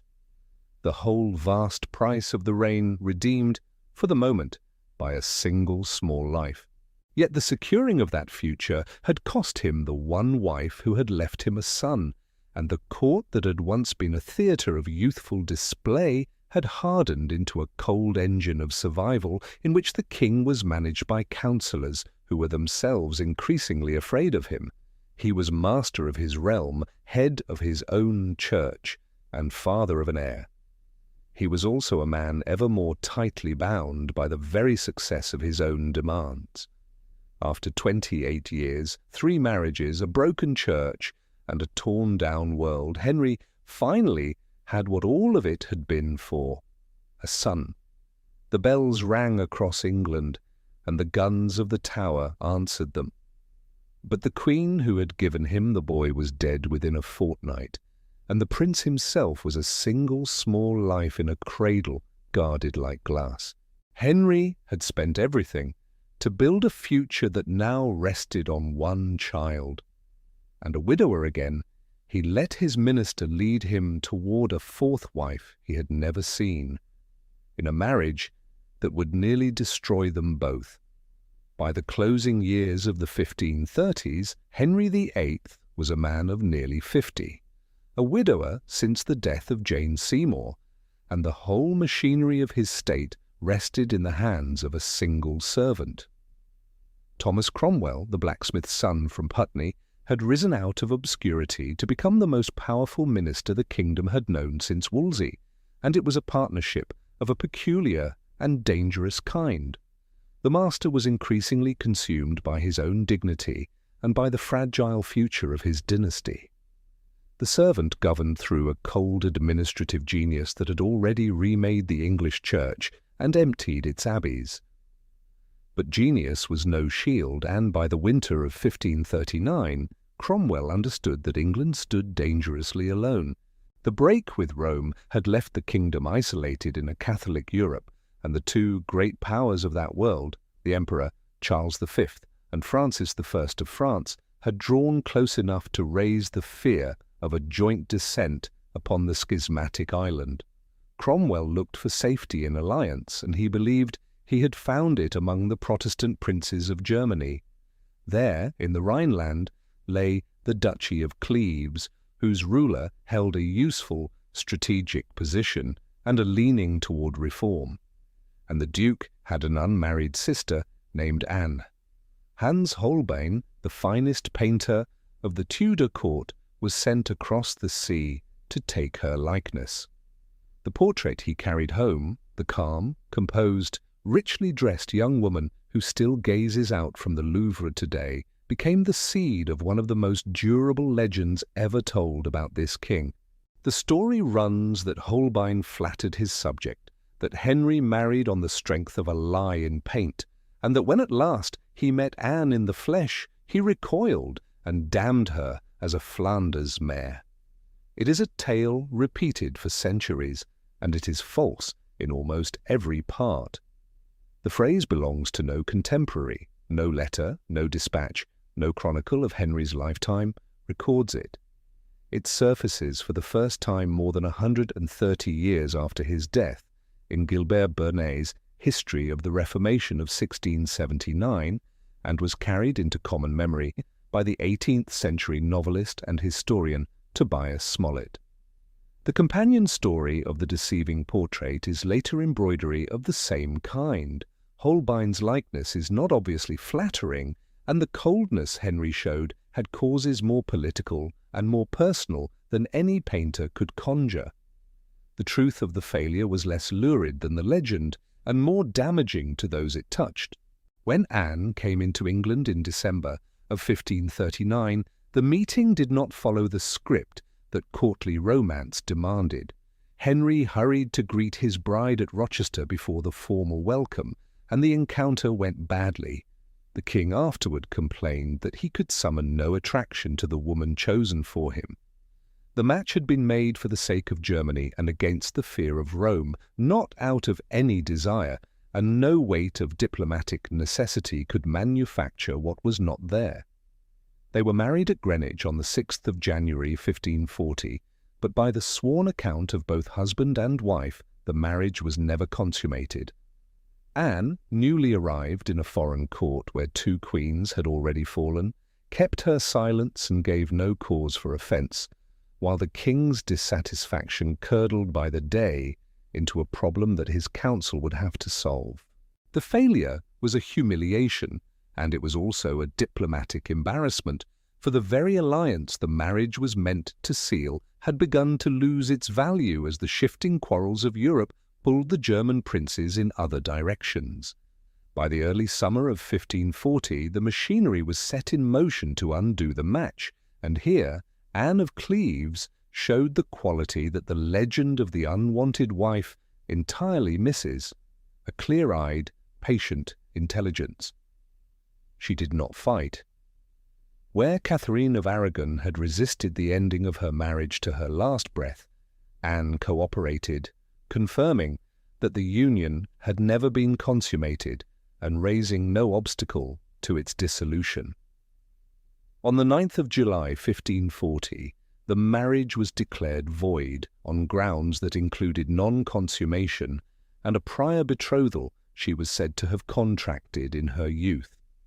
The reward for her compliance was survival, and a good deal more than survival. Anne was granted a generous settlement, estates that included Hever Castle in Kent, the very house where the Boleyns had raised the second of Henry's queens, and the honorary rank of the king's sister, a place of dignity and precedence at a court to which she was no longer bound. She remained in England as an observer rather than a victim of the dramas still to come, kept on cordial terms with the king, who had set her aside and welcomed at court among his children. And she outlived every other woman who wore Henry's ring. When she died in 1557, a full decade after the king himself, she was the last survivor of all 6 wives, and the throne by then had passed to a Tudor daughter. The bride, whom the legend would mock as the least desirable of them, was, in plain fact, the cleverest and the most fortunate, and the only one to walk away from Henry with her estates enlarged and her head untouched. But if Anne walked away from the wreck unharmed, the man who had built it did not. The Cleves marriage had been Cromwell's design, the keystone of his foreign policy, and its collapse handed his enemies the opening they had waited years to find. The conservative nobles of the old faith, with the Duke of Norfolk at their head, had long resented the low-born minister's grip on power and loathed the reformation he had driven through Parliament. The failure of the German alliance stripped away his protection, and the king's displeasure did the rest. On a day in June 1540, in the middle of a meeting of the Privy Council, Cromwell was arrested where he sat, the badges of his office torn from him, and charged with heresy and treason. There was no trial. The instrument of his destruction was the very weapon he had helped to forge, the Act of Attainder, by which Parliament could pronounce a man guilty and condemn him to die without hearing evidence or permitting a defence. He was declared a traitor and left to wait upon the king's pleasure, abandoned by the councillors who had once feared him. The same Parliament that had passed his reforms now passed his death, and the peers who had bowed to his authority gave their assent to his destruction without a dissenting voice. From the Tower he wrote to Henry, but no reprieve came. The man who had made himself indispensable had learned, too late, that indispensability was the most dangerous condition of all in the service of this king. On the 28th of July, 1540, Thomas Cromwell was led to the scaffold on Tower Hill and put to death. It was the same day that Henry took his fifth wife, a girl named Catherine Howard, a niece of the very Duke of Norfolk who had helped to bring the minister down. The coincidence of the dates was not lost on those who watched the court. The old servant struck down in the morning as the new bride was led in. One ledger closed as another was opened. Cromwell's death was a stark, unadorned thing without the pageantry that had surrounded the men he had once helped to ruin. The blacksmith's son who had broken England from Rome dissolved 1,000 years of monastic life and raised the apparatus of the modern state at his master's word, was gone in a single morning. He was the third of the king's great servants to be consumed, Wolsey broken on the road to his trial, More on the scaffold, and now Cromwell on the block. And each fall had taught the man who came after that no depth of loyalty and no height of usefulness was any proof against the king. The marriage that was meant to anchor England in Europe lasted barely 6 months, and it took down with it the most powerful minister Henry ever had. Anne of Cleves, wiser than the legend that would mock her, agreed to be set aside, took her estates, kept her head, and outlived them all. But Thomas Cromwell, the blacksmith's son who had broken the church, dissolved the abbeys and built the modern English state at his master's command, was led to the block on the very day the king married again. Henry had now devoured Wolsey, More, and Cromwell in turn, and the new bride he took that summer was a girl of perhaps 18, and the king who married her was almost 50, and sick and no longer safe to love. The death of Thomas Cromwell brought no calm to the court. It signalled instead that the reign had entered its last and most dangerous phase. With the great administrator gone, the king was left among factions that watched one another with the patience of wolves, each waiting for his favour to shift and settle. Chief among the victors were the Howards, the proud old Catholic house of the Duke of Norfolk, and it was a Howard girl whom Henry now took to wife. Catherine Howard was a first cousin of Anne Boleyn. The two were nieces of the same duke, and she had been raised, half neglected, in the crowded household of her step-grandmother, the Dowager Duchess of Norfolk. She was perhaps 18 or 19 when she married the king, though her birth had never been precisely recorded, and her age can only be reckoned by guess. She was young, quick, and full of a restless gaiety that seemed, for a season, to draw the king back from his own deepening gloom. For the Howards, the marriage was a triumph long sought. The Duke of Norfolk had watched one niece, Anne Boleyn, climb to the crown and fall from it, and here was a second chance to bind his family to the throne and to turn the king's favour back toward the old religion that his house professed. Catherine was their instrument as much as Anne had been, a young woman advanced by her elders into a place far more dangerous than it appeared. She brought no faction of her own and no counsel but theirs, and she entered a court still raw from the fall of Cromwell only weeks before, where the survivors of that struggle were already measuring one another for the next. By the summer of 1540, Henry was a man ruled by the ticking of his own failing body. The Golden Prince of the 1509 coronation had become a figure of massive and suffering proportions. The ulcer in his leg, the wound that had never truly closed since the accident of 1536, flared without warning, and when it did, it could trap him in fever and immobility for days on end, leaving him short of temper and dangerous to cross. Besides such a man, the young queen was a study in contrast, and the court read the pairing plainly enough, where he was now heavy and stationary, needing servants to raise him from his chair and carry him between his rooms. She was all motion and appetite for pleasure. Here, in the space of a single marriage, was the whole distance of the reign made flesh. The vast, ailing king who had once been the most graceful man in Europe, and the girl young enough to be his daughter who moved as he had moved 30 years before. He gave her jewels and lands and open displays of favour, and for a time it seemed he had found in her a last brightness, a return to the lightness of years long gone, and the revels of the court took on a warmth they had not known since the early days. Tradition would afterwards say that he called her his rose without a thorn, though the phrase cannot be traced with certainty to his mouth, and it is best remembered as tradition rather than as anything the king is known to have said. But the past in the Tudor court was never safely buried. It lay waiting for a hand to pull it back into the light. The marriage was scarcely a year old when whispers began to move through the court, carried by those who envied the Howards' new ascendancy and by others genuinely alarmed at what they claimed to have learned. The charge was that Catherine had not come to the king the unblemished girl he believed her to be. In the years before her marriage, it was alleged, while she lived under the loose supervision of the Dowager Duchess, she had been intimate with her music teacher, a man named Henry Manox, and afterward with a gentleman of the household called Francis Derham.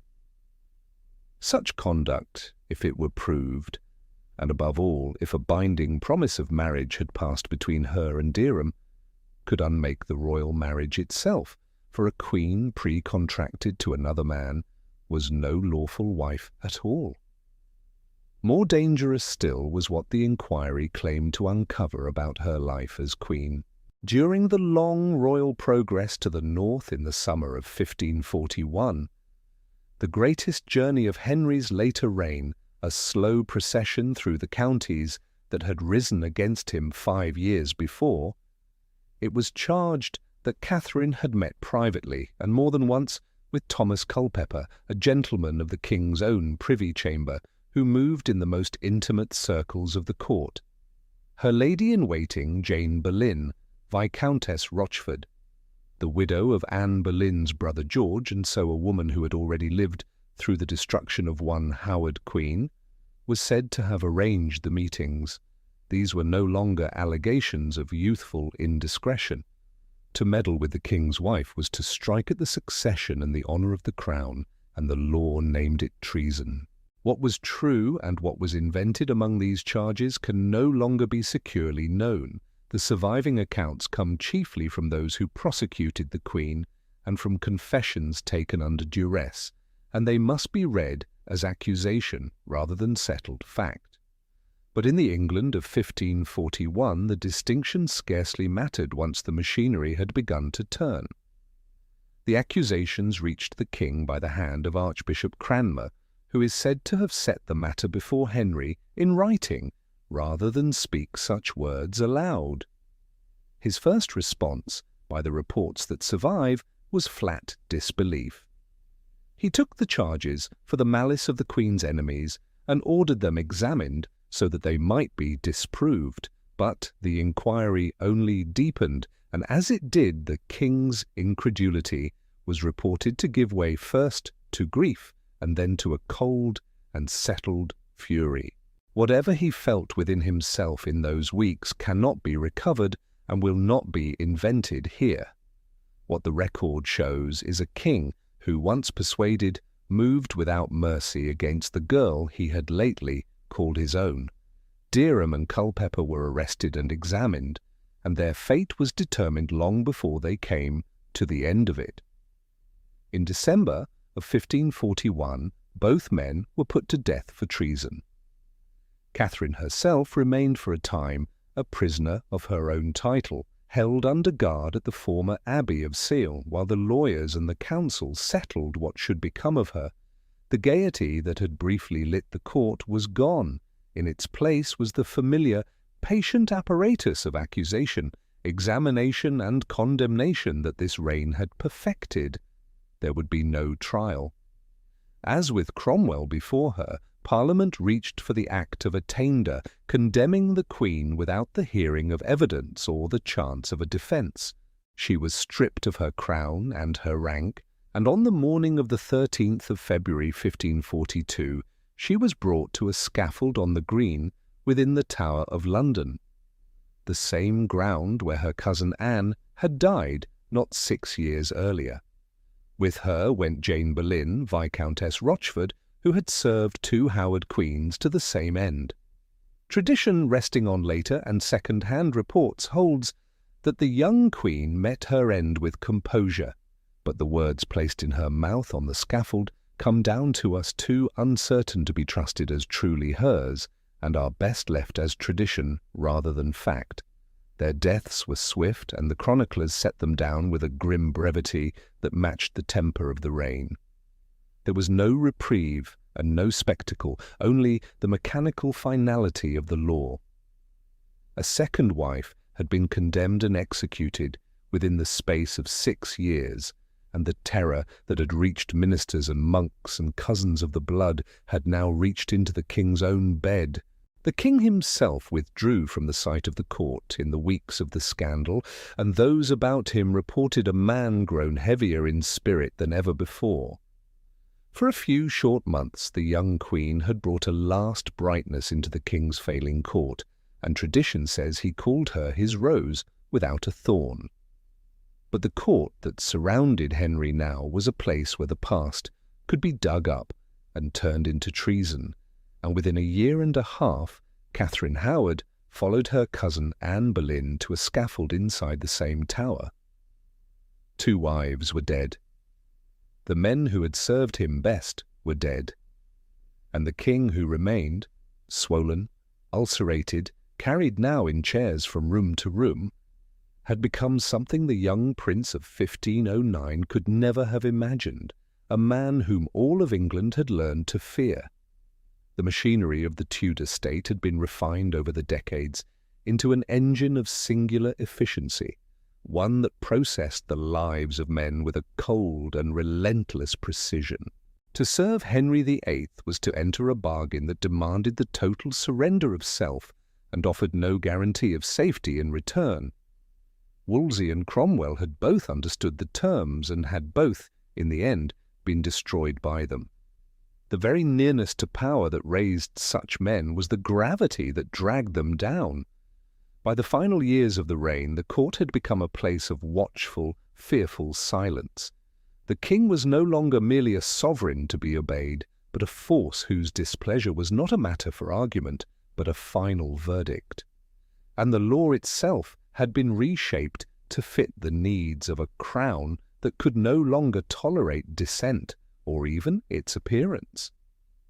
Through the Act of Attainder, the king could set aside the slow business of trial by jury and let Parliament pronounce judgment without the tiresome production of evidence. The definition of treason was stretched to cover not only deeds but words, and at last even silence, so that the refusal to swear or to speak could itself become a capital crime. Nowhere was this transformation plainer than in the slow destruction of the old Plantagenet blood, the ancient nobility whose mere existence was a silent reproach to the newness of the Tudor claim. These were the survivors of the wars that had raged before Henry's birth, reminders of a time when the crown had been a thing men fought for rather than a gift from God. The Duke of Buckingham, the greatest nobleman in England and a man of royal descent, had gone to the block as early as 1521. 2 decades later, in the aftermath of the plot the government called the Exeter Conspiracy, members of the Pole and Courtenay families were swept up and destroyed. And the most sorrowful of these victims was Margaret Pole, Countess of Salisbury, a niece of the kings Edward IV and Richard III, and one of the last of her line. She was a woman of nearly 70 who had been a quiet, pious presence at court for much of Henry's life, and who had once been trusted with the care of his elder daughter. Her true offence was her lineage and the defiance of her son, the exiled Cardinal Reginald Pole, who attacked the king from the safety of the continent. In the May of 1541, she was brought out to die within the Tower. Her execution was cruelly mishandled, and it left a mark of shame on all who witnessed it. It is enough to say that it was botched, and to grieve it, and to pass on. As the years advanced, the physical decline of the king came to mirror the hardening of his rule.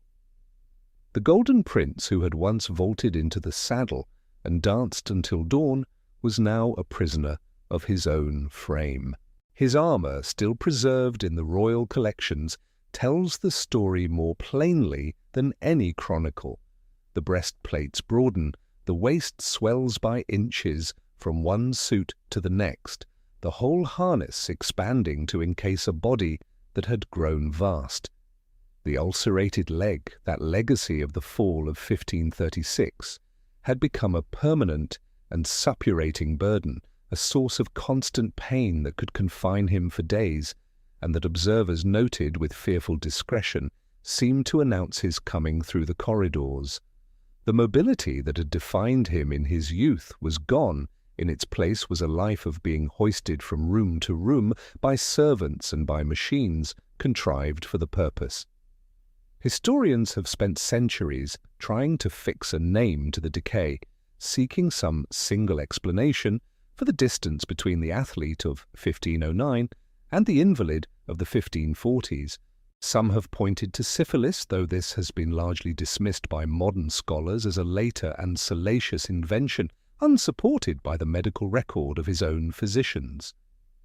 Others have proposed type 2 diabetes, which might account for the rapid wait and the wound that would not heal. In 2010, the researchers Katrina Whitley and Kyra Kramer advanced a further hypothesis, that Henry carried the Kell blood group antigen and suffered from the associated MacLeod syndrome, a genetic condition that could, in theory, explain both his wife's pattern of failed pregnancies and a late-life change in temperament. And there is the persistent theory that the jousting accident of 1536 dealt a brain injury that altered the man. These are conjectures, and they must remain conjectures. They are built upon the silence of the records, and they serve chiefly to remind us that a body was turning against its owner, perhaps darkening a mind already worn by the corrosive solitude of absolute power. The reputation of the king as a slaughterer of his people, the man who supposedly sent 72,000 of his subjects to their deaths, is a phantom that has haunted his memory since the Elizabethan age. That figure comes from a single source. William Harrison's description of England, printed within Raphael Holinshed's chronicles in the 1570s, a generation after Henry was in his grave, and in a reign eager to measure its own light against the darkness of the one before. The number does not survive scrutiny. 72,000 executions would have amounted to something near 3% of the entire population of England, a scale of killing that would have emptied whole regions and brought the ordinary business of the kingdom to a halt. It is almost certainly a wild inflation, a piece of hostile arithmetic offered up to cement the legend of the monster, and it should never be cited as a count. And yet the exaggeration must not be mistaken for innocence, for the truth beneath it required no such numbers to be terrible. When Henry struck, he struck at the heart of the order, at the dukes and countesses and ministers and monks nearest the throne, and he proved across nearly 40 years that no pedigree was high enough and no service loyal enough to render a man secure. The roll of his ablest servants reads like a single, repeating sentence. Wolsey, who had ruled England in his name and died broken on the road to answer for it. More and Fisher, two of the most honoured men in Christendom, dead for a word they would not swear.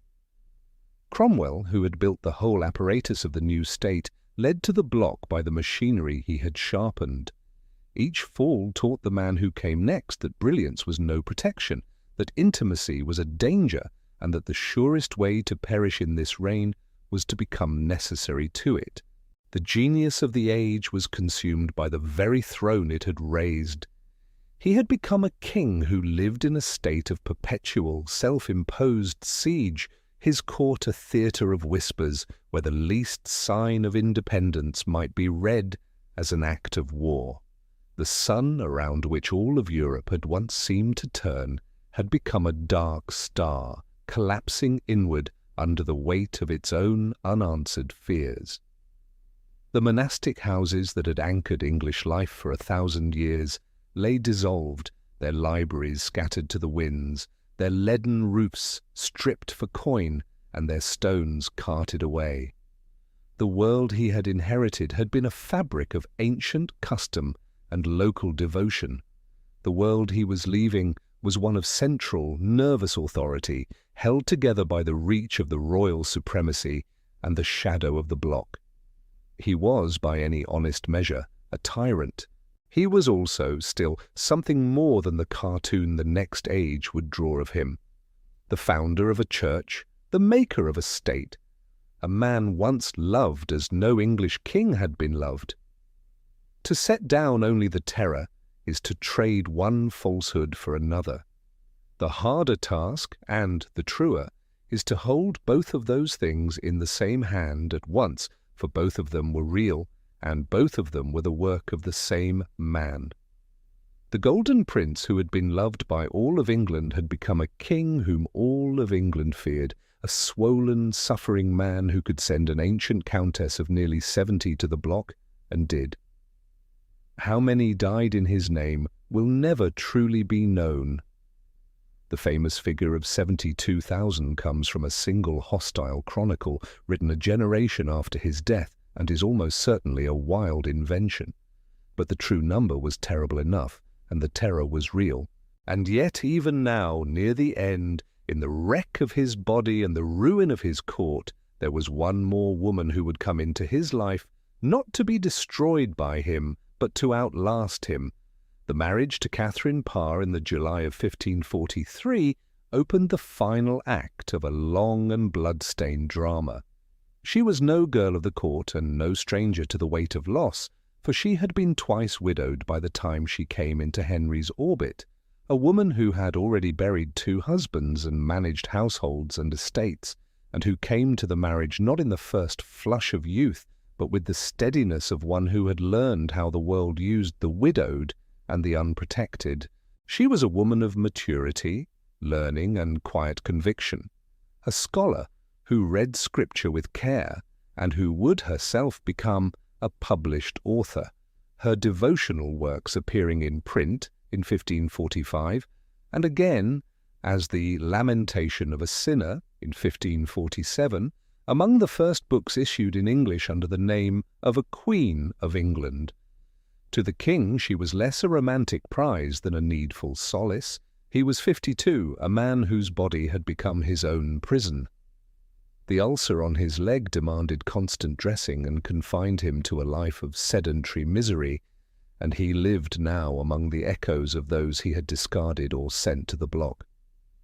Catherine took her place in this house of ghosts with a composure that was as surprising as it was necessary, and on the 12th of July 1543 she became the 6th and last of Henry's wives.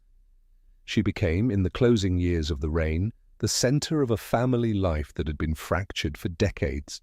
The king's 3 children, Mary, the daughter of Catherine of Aragon, Elizabeth, the daughter of Anne Boleyn, and the young Edward, the son for whom the whole reign had been remade, found in their new stepmother a presence at once steadying and maternal. It was a role Catherine embraced with a purpose that reached beyond the comfort of the king. She took an active interest in the children's education, encouraging their studies and drawing the finest scholars of the new learning toward the schoolrooms of the royal household, and, more quietly and more importantly, working to close the long distance that had opened between Henry and his 2 daughters. The girls he had by turns exalted and cast down, and whose mothers he had set aside. For the young Elizabeth in particular, not yet 10 years old and long kept at the edges of her father's affection, a learned and evangelical stepmother in these formative years, was no small thing. Catherine's influence was subtle, but it shaped the future of the dynasty in ways that would only become plain after the bells of Whitehall had tolled for the last time. It was in these years that the Third Succession Act took its place upon the statute book, a legislative monument to the king's changing priorities. It was a formal, if partial, restoration of the royal line. By its terms, the crown was to pass first to Edward and the heirs of his body, then to Mary, and after her to Elizabeth. The law did not erase the declarations of illegitimacy that had earlier been used to cast the daughters aside. In the strict letter, both remained bastards, but it set them back upon the path to the throne. It was, in its way, the crowning achievement of a queen who, amid the stifling atmosphere of a court ruled by faction and by an unpredictable temper, secured a future for the children of 3 different mothers, and though no one could yet know it, for the 2 women who would in time both wear the crown. That 2 daughters, cast down and declared illegitimate in the heat of their father's quarrels, should be gathered back into the line of succession at all, was no small reversal, and the hand that quietly steadied it belonged to the last of the wives, yet this life was lived on a knife's edge. Catherine's evangelical faith, which she practiced with a quiet, scholarly zeal, drew her into the dangerous waters of theology, a realm the king had claimed for his own since the day he declared himself supreme head of the English Church. In the autumn of 1546, as Henry's health slid toward its final and irreversible decline, the conservative faction at court, associated above all with Bishop Stephen Gardiner, turned its attention upon the Queen. The struggle between the old religion and the new had never truly ended, and with the king failing, each side understood that whoever held his ear in these last months might hold the shape of England after his death. To bring down a queen suspected of reformist sympathies would be to strike a blow at the whole party of reform. Her private discussions of religion and her willingness to press a point of doctrine in the king's own hearing were reported to him as a species of heresy, and it was a short step from heresy to the scaffold in the England of these years, as more than one who had gone before her could have testified had they lived. The fullest account of what followed comes from the later writings of the martyrologist John Fox, and it must be held at the distance that so partial and so late a source requires. By that telling, the councillors manoeuvred the king into signing a warrant for the Queen's arrest, a move that would have brought her to the same grim end as so many before her. But the warrant, or word of it, reached Catherine in time. Faced with the sudden cold of the king's displeasure, she is said to have chosen a path of complete submission, presenting herself to Henry not as an equal in argument, but as a humble pupil. She professed that she had only ever raised questions of religion to draw upon his wisdom and to divert his mind from the pain of his leg. Whether the king believed her, or was merely too weary and too flattered to begin another purge, the reported effect was the same. His anger cooled, and when the men came the next day to carry the Queen to the Tower, they found, if Fox is to be trusted, the king and queen together in the garden, and were sent away in confusion. The trap had been laid, and the woman it was meant to destroy had unmade it with a performance of humility. As the months of 1546 gave way to the new year, the court became a place of hushed and ceaseless manoeuvre. The king was now largely immobile, his great frame moved through the palace in chairs contrived for the purpose, his days governed by his physicians and by the relentless advance of his pain. The air of the chambers was thick with the smell of ointments, and with the tension of men who understood that their time was running short. About the sick room the factions gathered and jostled, each striving to command the regency that must follow the king's death and to secure its hold upon the 9-year-old prince who would be king. The old conservatives, who had reached for the Queen the year before, now found their own influence slipping, while the men who leaned toward reform drew closer to the boy who would inherit. The struggle for the future of England was already underway in the corridors while its master still breathed. Through all of it, Catherine remained a constant, a survivor who had learned the difficult art of living beside a dangerous man without being consumed by him. She had come into a house of mourning and found herself in a house of decay, and she had steered its currents with a caution that spared her the fate of those who came before. She had seen Henry not as the golden prince of legend, but as the man he had become. Broken, lonely, and perilous to the last, she had endured the shadow of the scaffold and the crushing burden of his moods, and she had emerged with her head upon her shoulders, her place secured, the daughters set back toward the succession, and in the end, a life still before her. For Catherine Parr would outlive Henry and marry once more, the last of the 6, and one of only 2, to survive him. Catherine Parr had done what none of the others managed. She had married Henry and lived, nursing the ruin of the man who had once been the Golden Prince of Europe, and steering his daughters back toward the crown they would both one day wear. She had come within a breath of the scaffold herself, and had saved her life by kneeling to a dying man's vanity. Around his great bed the factions gathered now, whispering over the 9-year-old boy who would be king. And on a January night in 1547, in the palace at Whitehall, the most feared man in England, the second son, the Golden Prince, the defender of the faith, the tyrant, came at last to the end that comes for every man. Around his great bed the factions gathered, watching the light fail in a room heavy with the smell of tallow and stale air, and the slow decay of a body that had once been the sun around which all of England turned. There was no grandeur left in the closing hours at Whitehall, only the suffocating hush of a reign coming to its stop. In the early hours of the 28th of January 1547, the pulse that had driven the kingdom for 38 years finally stilled. Henry VIII was dead. He was 55 years old, and he had reigned for 37 of them. Long enough that scarcely anyone in England could clearly remember a time before him. Long enough that the child who had inherited a settled Catholic kingdom left behind a divided and transformed one.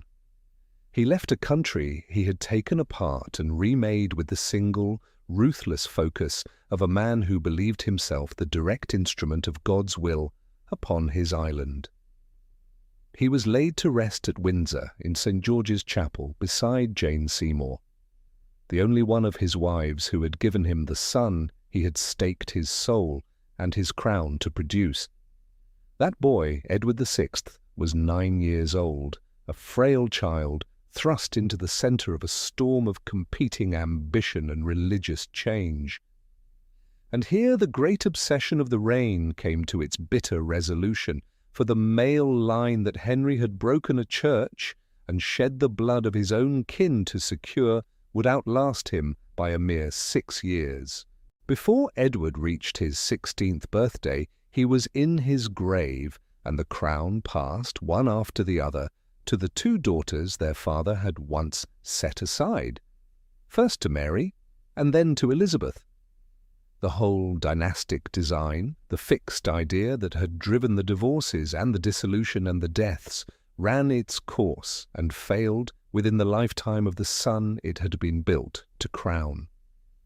To set the man who died in 1547 beside the youth who had danced at his brother's wedding half a century before is to measure the distance a human life can travel under the unchecked gravity of a throne.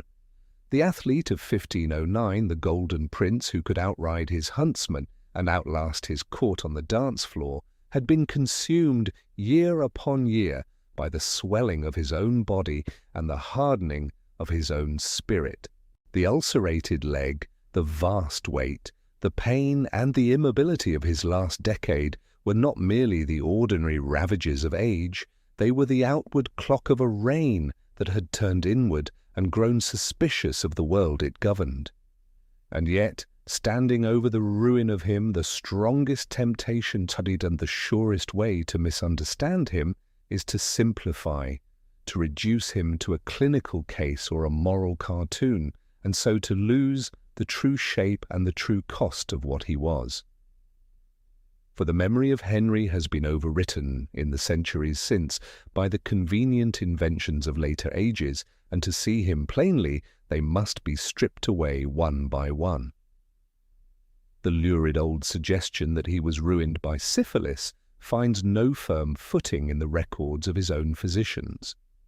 Modern historians have largely set it aside, and it lingers more as a wish to punish his reputation than as anything the evidence will bear.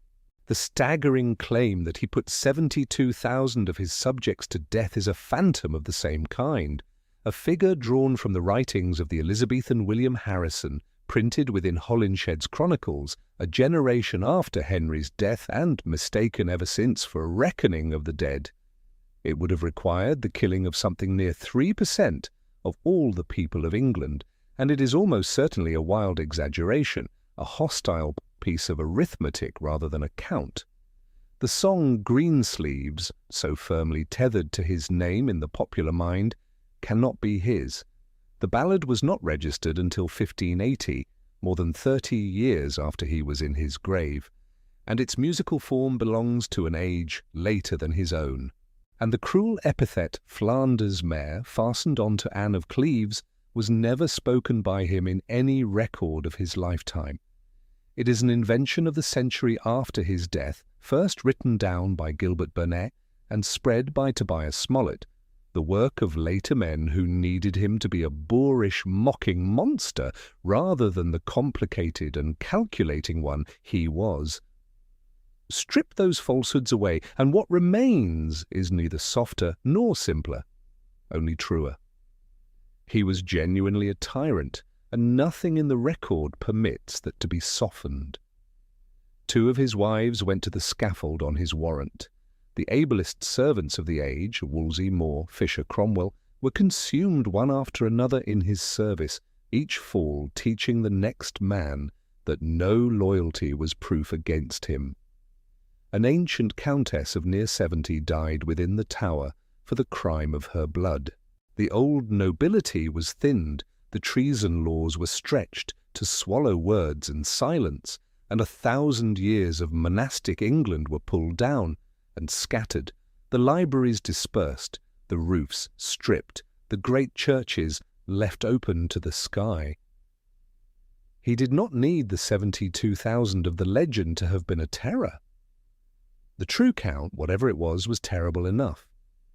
And yet, in the same hand that holds all of that, one must hold the other truth, or hold none at all. This was the man who founded the Church of England, severing his nation from Rome and setting the crown at the head of its own religion, a break that would shape the whole after-history of the island. This was the king who, in bending Parliament to serve his purposes, enlarged the reach of statute and made the Crown in Parliament the engine of English government, and so, without meaning to, helped raise the very institution that would one day bind the power of kings. Under him, the modern English state took much of its shape. A stronger crown, a wider bureaucracy, an authority that reached from the capital into every parish in the land. He built a navy that outlived him and would carry England out onto the oceans. And he fathered, in the daughter he had once declared, a bastard, the queen who would give England one of the great ages of its history. He was at once the destroyer of the old world and the architect of the new state. A man who loved his country with a possessive, suffocating intensity, and who left it forever changed for both good and ill. The horror of Henry VIII was never that a monster was born. It is the harder and stranger thing That power, held long enough and checked by nothing, works as a solvent upon a man. He began as the promise of a Renaissance prince, tall and red gold and adored, a jouster who wrote theology and set music down in his own hand, and seemed to hold in himself everything his age admired. He ended as a swollen, suffering invalid who could look upon the destruction of a minister he had once called his friend, and feel, so far as anyone could see, only the cold relief of a threat removed. Between those two men lay a single life, and the whole of this story is the passage from the one to the other. Accomplished not in a stroke, but slowly, a dynasty's desperation, and a bad fall, and a wound that would not close, and the long corrosion of a court where no one dared tell him no. He was the golden prince who became the tyrant, and the tyrant who had once been the golden prince, and there is no honest way to keep only one of them. To remember only the monster is to miss the tragedy. To remember only the prince is to excuse the dead. The truth of him is that he was both at once, and that the same England which had fallen in love with him in 1509 had, by 1547, learned to be afraid. He had been born the second son, the one who was never meant to be king. He had risen as the golden prince of Europe and died the most feared man his country had ever known. The son he broke the world to father would be dead within 6 years, and the crown would pass to the two daughters he had cast aside, one of whom would make England great.